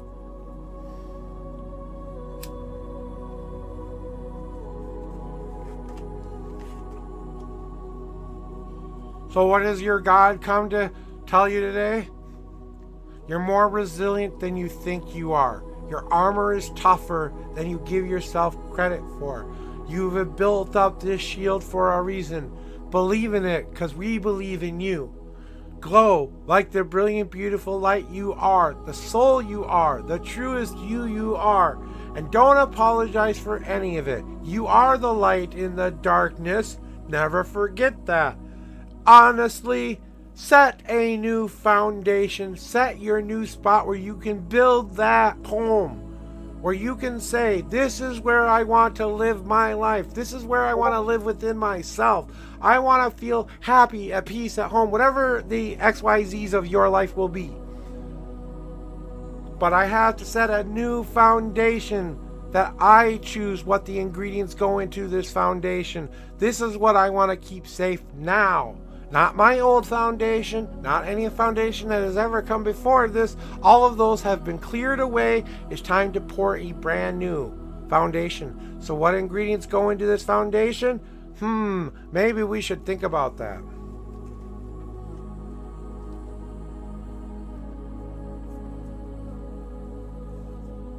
And then they come to tell you this. We won't make you go through it. So they're saying if you don't go through it now, they're not going to make you go through it. They're going to let you have what you want. Because it's obviously what you want. It's kind of that deal, you know. Choose which way you want to go here. It's your destiny. You get to decide what happens to it. You're maybe fated for a lot of different things, which you already know what you're basically fated for. And it's not that hard. Help people, all of that stuff. And that's kind of what I need to go through right now, because I need to go through this to learn something, but I can only do that through experience. So that's what I have to do to go through this experience. And that's basically what they're saying. We need you to go through the experience of it all. That way you understand. And once you understand, you'll come back to me and go, Prophet, I understand. But I await your arrival when you are ready to arrive. I welcome the new you, Senpa. Because I already see that person here right now. Beautiful.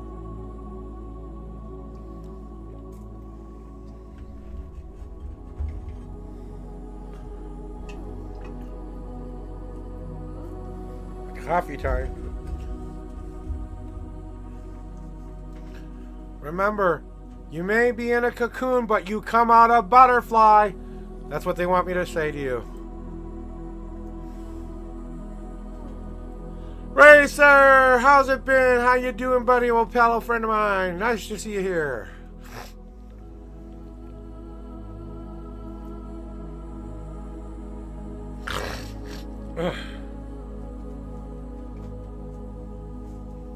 Clearing cards.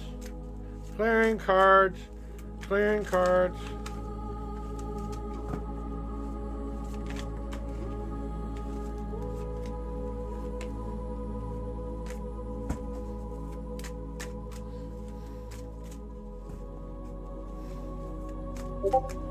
Alright. Coffee, coffee, coffee for those who drink the coffee. Nice pile of hot cream and sugared coffee. Smell that coffee. Worship the coffee. Oh, to the coffee gods I pray, oh thee, oh, praise the coffee gods,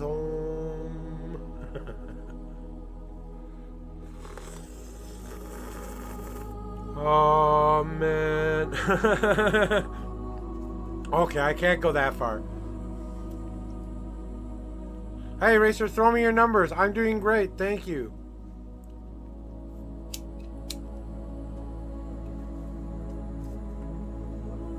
My life is beautiful, folks.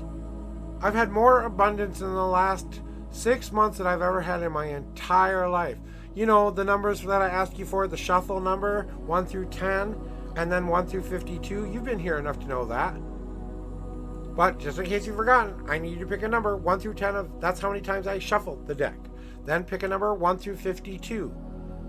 And then that is where your answers are in here. Put a question in chat. Make it as simple as possible if you have a question. Otherwise, give me, say you want a general, and I will give you a general.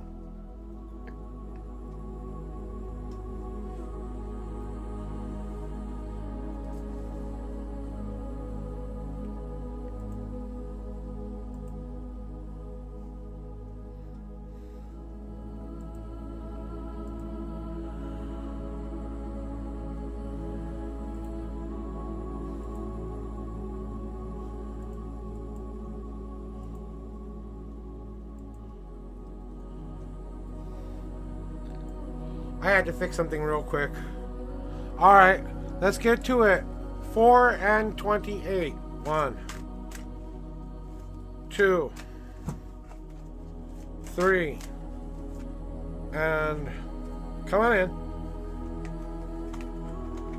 And 4.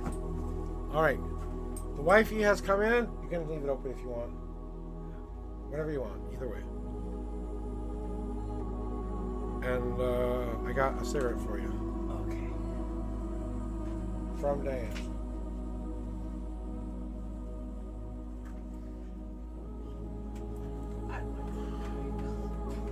Well, I traded green for it, so.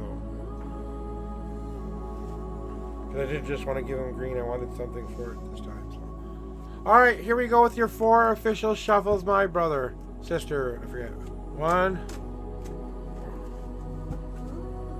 2, 3, 4. 28. 1, 2, 3, 4, 5, 6, 7, 8, 9, 10, 11, 12, 13, 14, 15, 16, 17, 18, 19, 20, 21, 22, 23, 24, 25, 26, 27. I was just making sure I didn't go above his number. Okay, Choo Choo, thank you very much for having me here with you. I appreciate you hanging out for a tiny bit, and I appreciate you getting your reading today. Come back anytime you feel like you want to come back. It was nice to meet you. Many, many happy trails. May you have the best day ever. Have a good day, okay? Thank you for moving and being here today. So, moving on to that here. We got the 28th card now in play.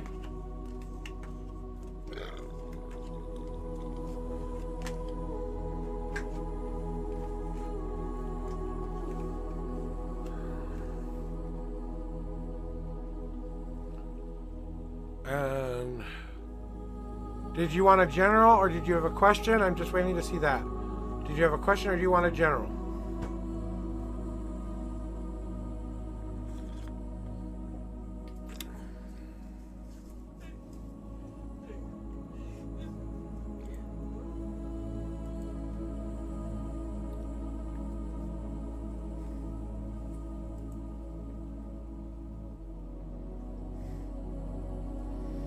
Okay, let me know when you're ready then.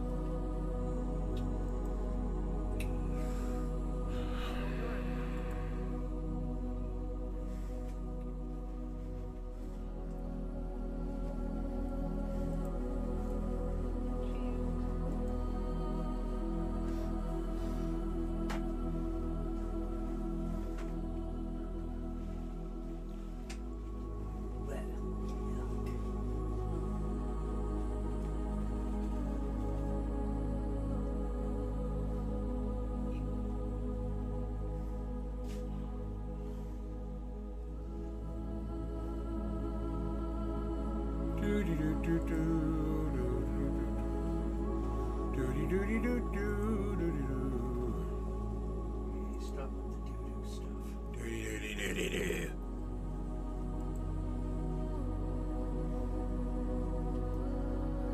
Okay.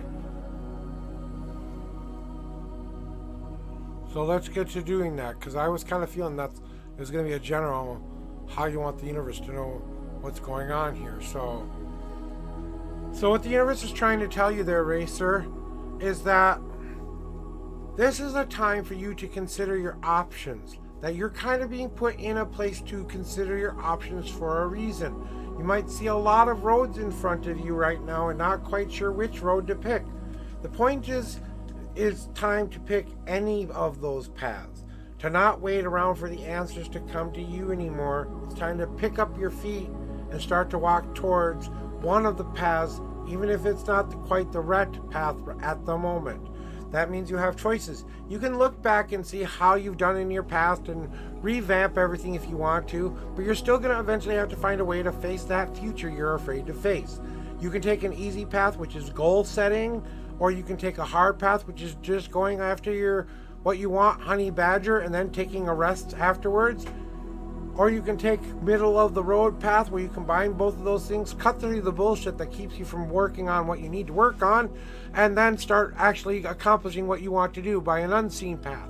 Or you can stay exactly where you are, stuck forever. It's time to pick up feet and put out those old fires you don't need burning anymore. You know?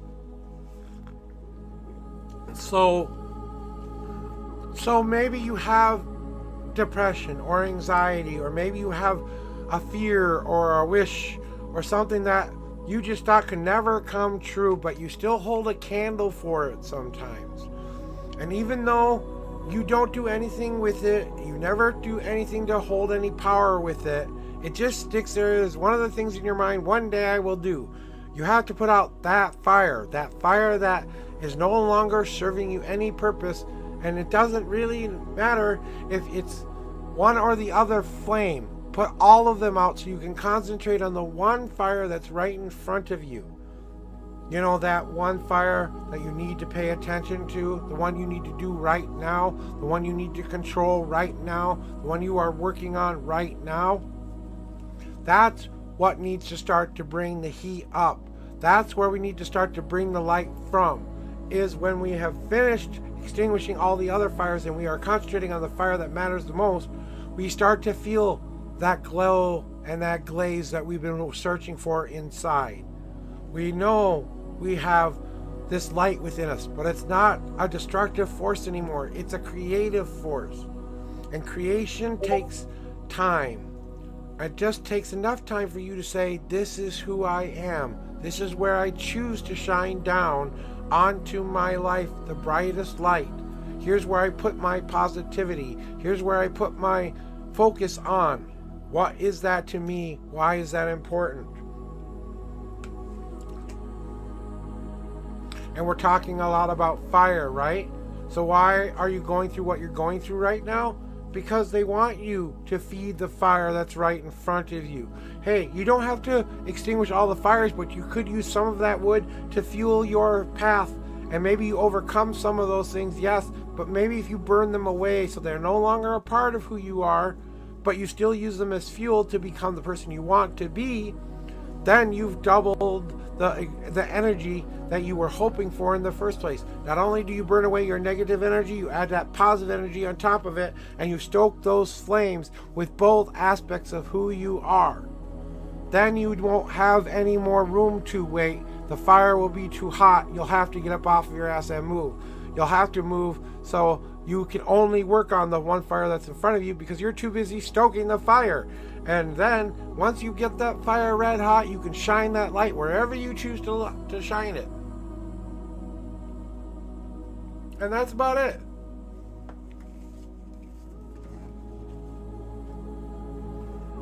So that's what they're trying to. They want you to hear right now.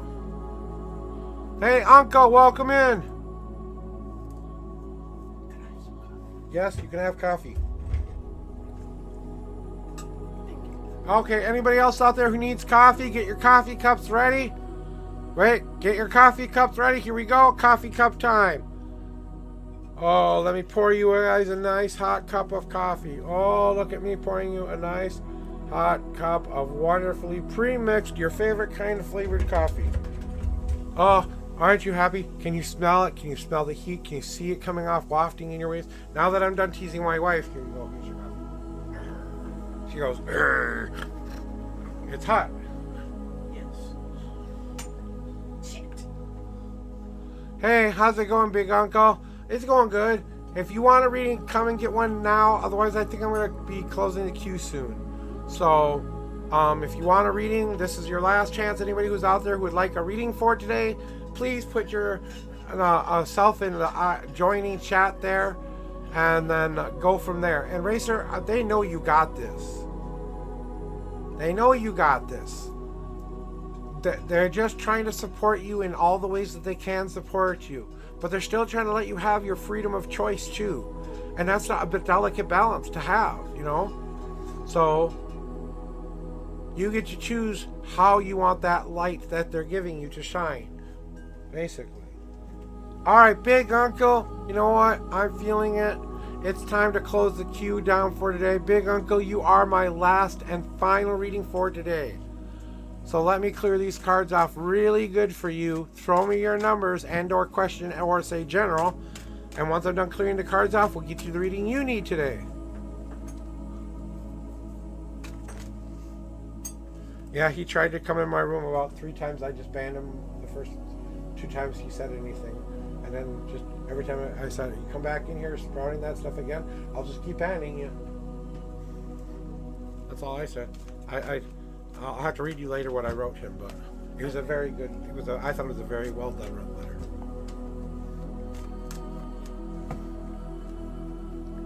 And everything he says is just going to be taken a screenshot of, and then, you know, there is this thing of what is it called? When you're trying to ruin someone's reputation, what is it called? Oh, that's just wrong. No, but what is it called? If you write it, that's libel. Libel. They'll be liable for everything they're telling you. You know? You can't be convicted for a thought you had once when you were 16. I'm sorry. Okay. Throw me your numbers then, big guy. Like I said, we're moving on from it. That's not worth talking about, so. He's not worth the energy. He ain't worth my energy and or time. I've got too many people to help here. So, 4 and 26, what do you need to work on for yourself? Let's find out for you. I'm going to clear the queue off right now. It is still your turn, okay? I'm just clearing the queue, so I don't have to worry about that anymore. Okay? And we're going to get to doing your reading, which is 4 and 26. So here are your 4 official shuffles. 1, 2, 3, and 4. And we have 1 God card for you today. And now 26. 1, 2, 3, 4, 5, 6, 7, 8, 9, 10, 11, 12, 13, 14, 15, 16, 17, 18, 19, 20, 1, 2, 3, 4, 5, and the 26th card is now on top. I'm not even putting these on the bottom. I'm putting them in the bag so they can't even be said I didn't count out. And then I'm going to do this. Boom, boom, boom, and boom. Then the rest of these can go right back in here. And if I can turn my thing on the inside the right way. It got turned upside down, so I had to turn it the right way. What happened there?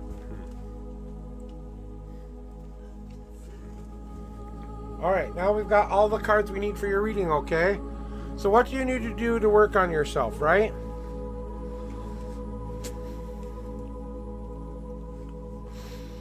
Okay there, big uncle. So the first thing that you need to work on is you have to accept that you are changing. That there is a part of you that isn't going to be there anymore. That you are going to miss that part of you from time to time. You are going to reflect on that part of you from time to time. But you can't carry all of this with you any longer. The only way you're ever going to live a life of freedom is to let that part of yourself you no longer want to be there go to the graveyard and rest in peace, as I like to say. Now, whether you choose to do it or not, you can grab a box today and write in that box all the things that you want to bury and die. Okay, so you go get a box. I don't have it right handy, but okay. I'm just going to use this as an example. Okay? Go get a box, any size of box, okay? I don't care what kind of box size it is, okay? Go write in pieces of paper everything you want to let die in your life and be free of in your life. Put it in the box, and then I want you to go hold a Viking funeral for this thing. And I want you to actually mourn the loss of what you are letting go of, and give yourself a couple of days to do that. And then when you're getting to that acceptance part, when you're really ready to move on to a new path, that's when you start to build this new person you want yourself to be. You become the home you've always been looking for. What will it take to be happy? What will it take to be at peace? What does that mean to me? I have to express this in my everyday life. I have to live it, breathe it, and become it. It is my home now. This new place in which I now want to live.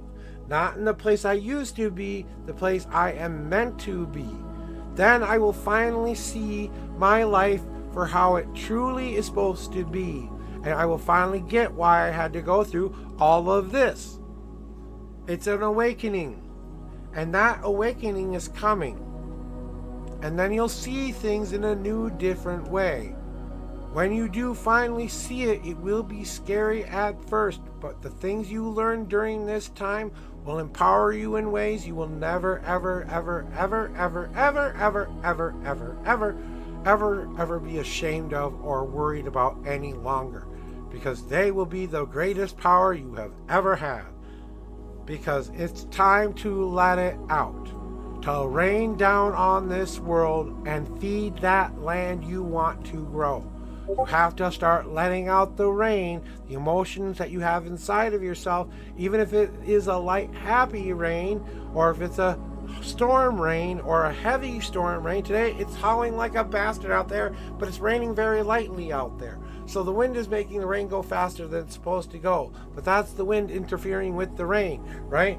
But that doesn't mean that rain wasn't chosen to fall down by you that allowed it to happen in the first place, because all of that's got to build up to a certain point where it lets it out. And only one thing can let it out, and that's you. So that's what you will finally see. Let out what you need to let go of. Then remind yourself that all of that water, all of that which you are feeding into that land will go to make that new home within yourself. And you will truly see and appreciate everything that needs to be seen and appreciated. And when you see it, you will be awakened as you have never been awakened before. So how do you work on yourself? Well, I think that's you're going to go through it whether you want to or not. Did I have a second card? I thought I had two. Did I have two? So I'm not really sure about. I thought I had a second card. I guess I only had one. Yeah, I only had one. One God card today, right? So. No, you only had one God card. Okay, thank you. She confirmed it. My memory, weird sometimes. So do you want to see your answer from your divine power about this whole situation? Because I think this has to do with your question.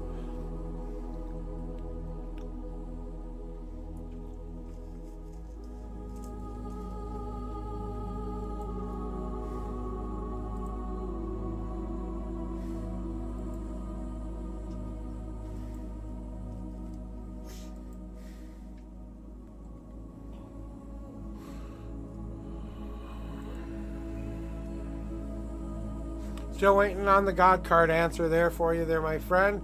I'm going to give you a little bit of time here, but I'm going to give you exactly 3 minutes to say you want your God card or not.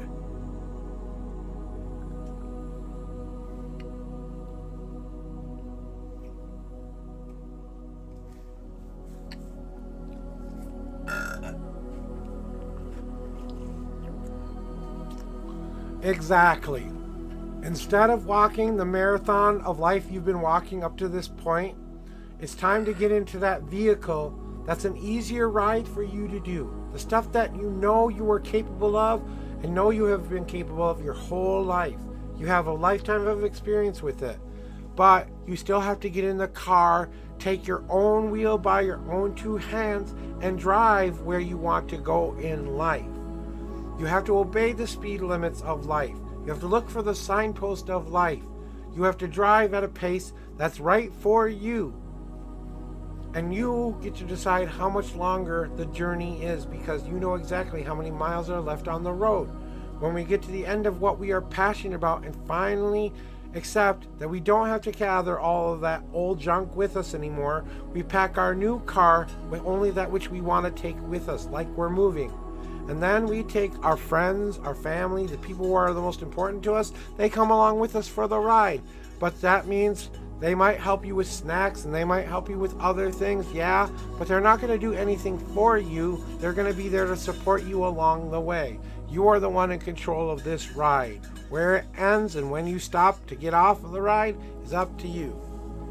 And I'm not talking about in an end your life kind of a way, more in a done with this crap kind of a way. You know what I'm saying?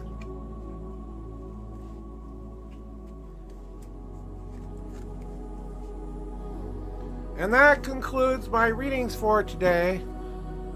And I hope that that helped you in some way, shape, or form, Big Uncle. But what I'm really feeling is that with what you're about to go through here, I think all of that which you will go through is the point. And when you get to the end of it and you finally resolve that part of you that needs to accept that it's gone finally, you'll have a very off of my shoulders kind of a feeling. Trust me, it's going to be something you've never felt before, but it's going to be the most moment you've ever had. Trust me, it's going to feel good. So that's what they want me to tell you, you know, that get ready for the good feeling. Be prepared for a different feeling you haven't felt before, because it's going to be huge. Huge. All right, guys. Well, as we are about to end my stream for today, oops, I messed my screen up for a second. I want to leave you with this. Never let anyone define your path or destiny. You choose your own path, your own future. Your fate is not set in stone. You have the right and responsibility to live the life you want to live and be the person you know you are.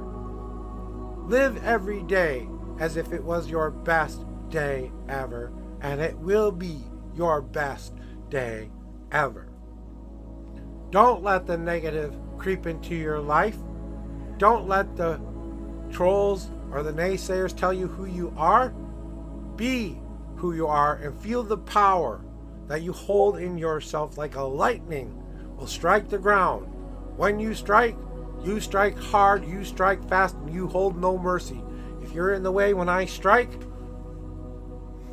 so be it. To you, to all of you who enjoy their journey, take their path by their own two hands, and carve their own goddamn destiny, or sit in the river and wait for the lazy river to guide their way the rest of the way home, that's what we will do today.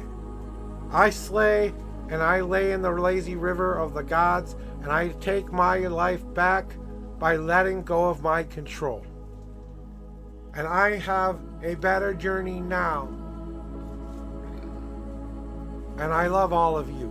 Thank you for coming here today, being a part of my stream,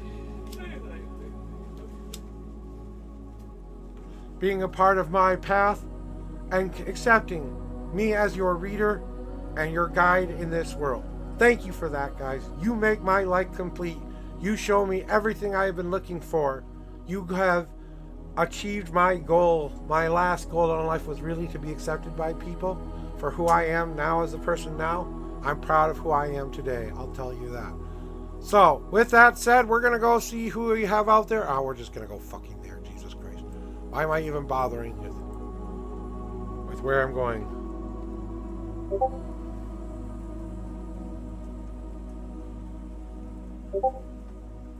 Yeah, you already know. Yep, I already know where I'm going. We're going to go to one of my good friends. His name is The Advisor, and he is a very chill 420 streamer. Since I can't go hang out with my other friend right now because he's too busy getting ready for 420, which I hope we get to see him, please help me in celebrating one of the greatest people you will ever meet. He is a community builder. He is a people person.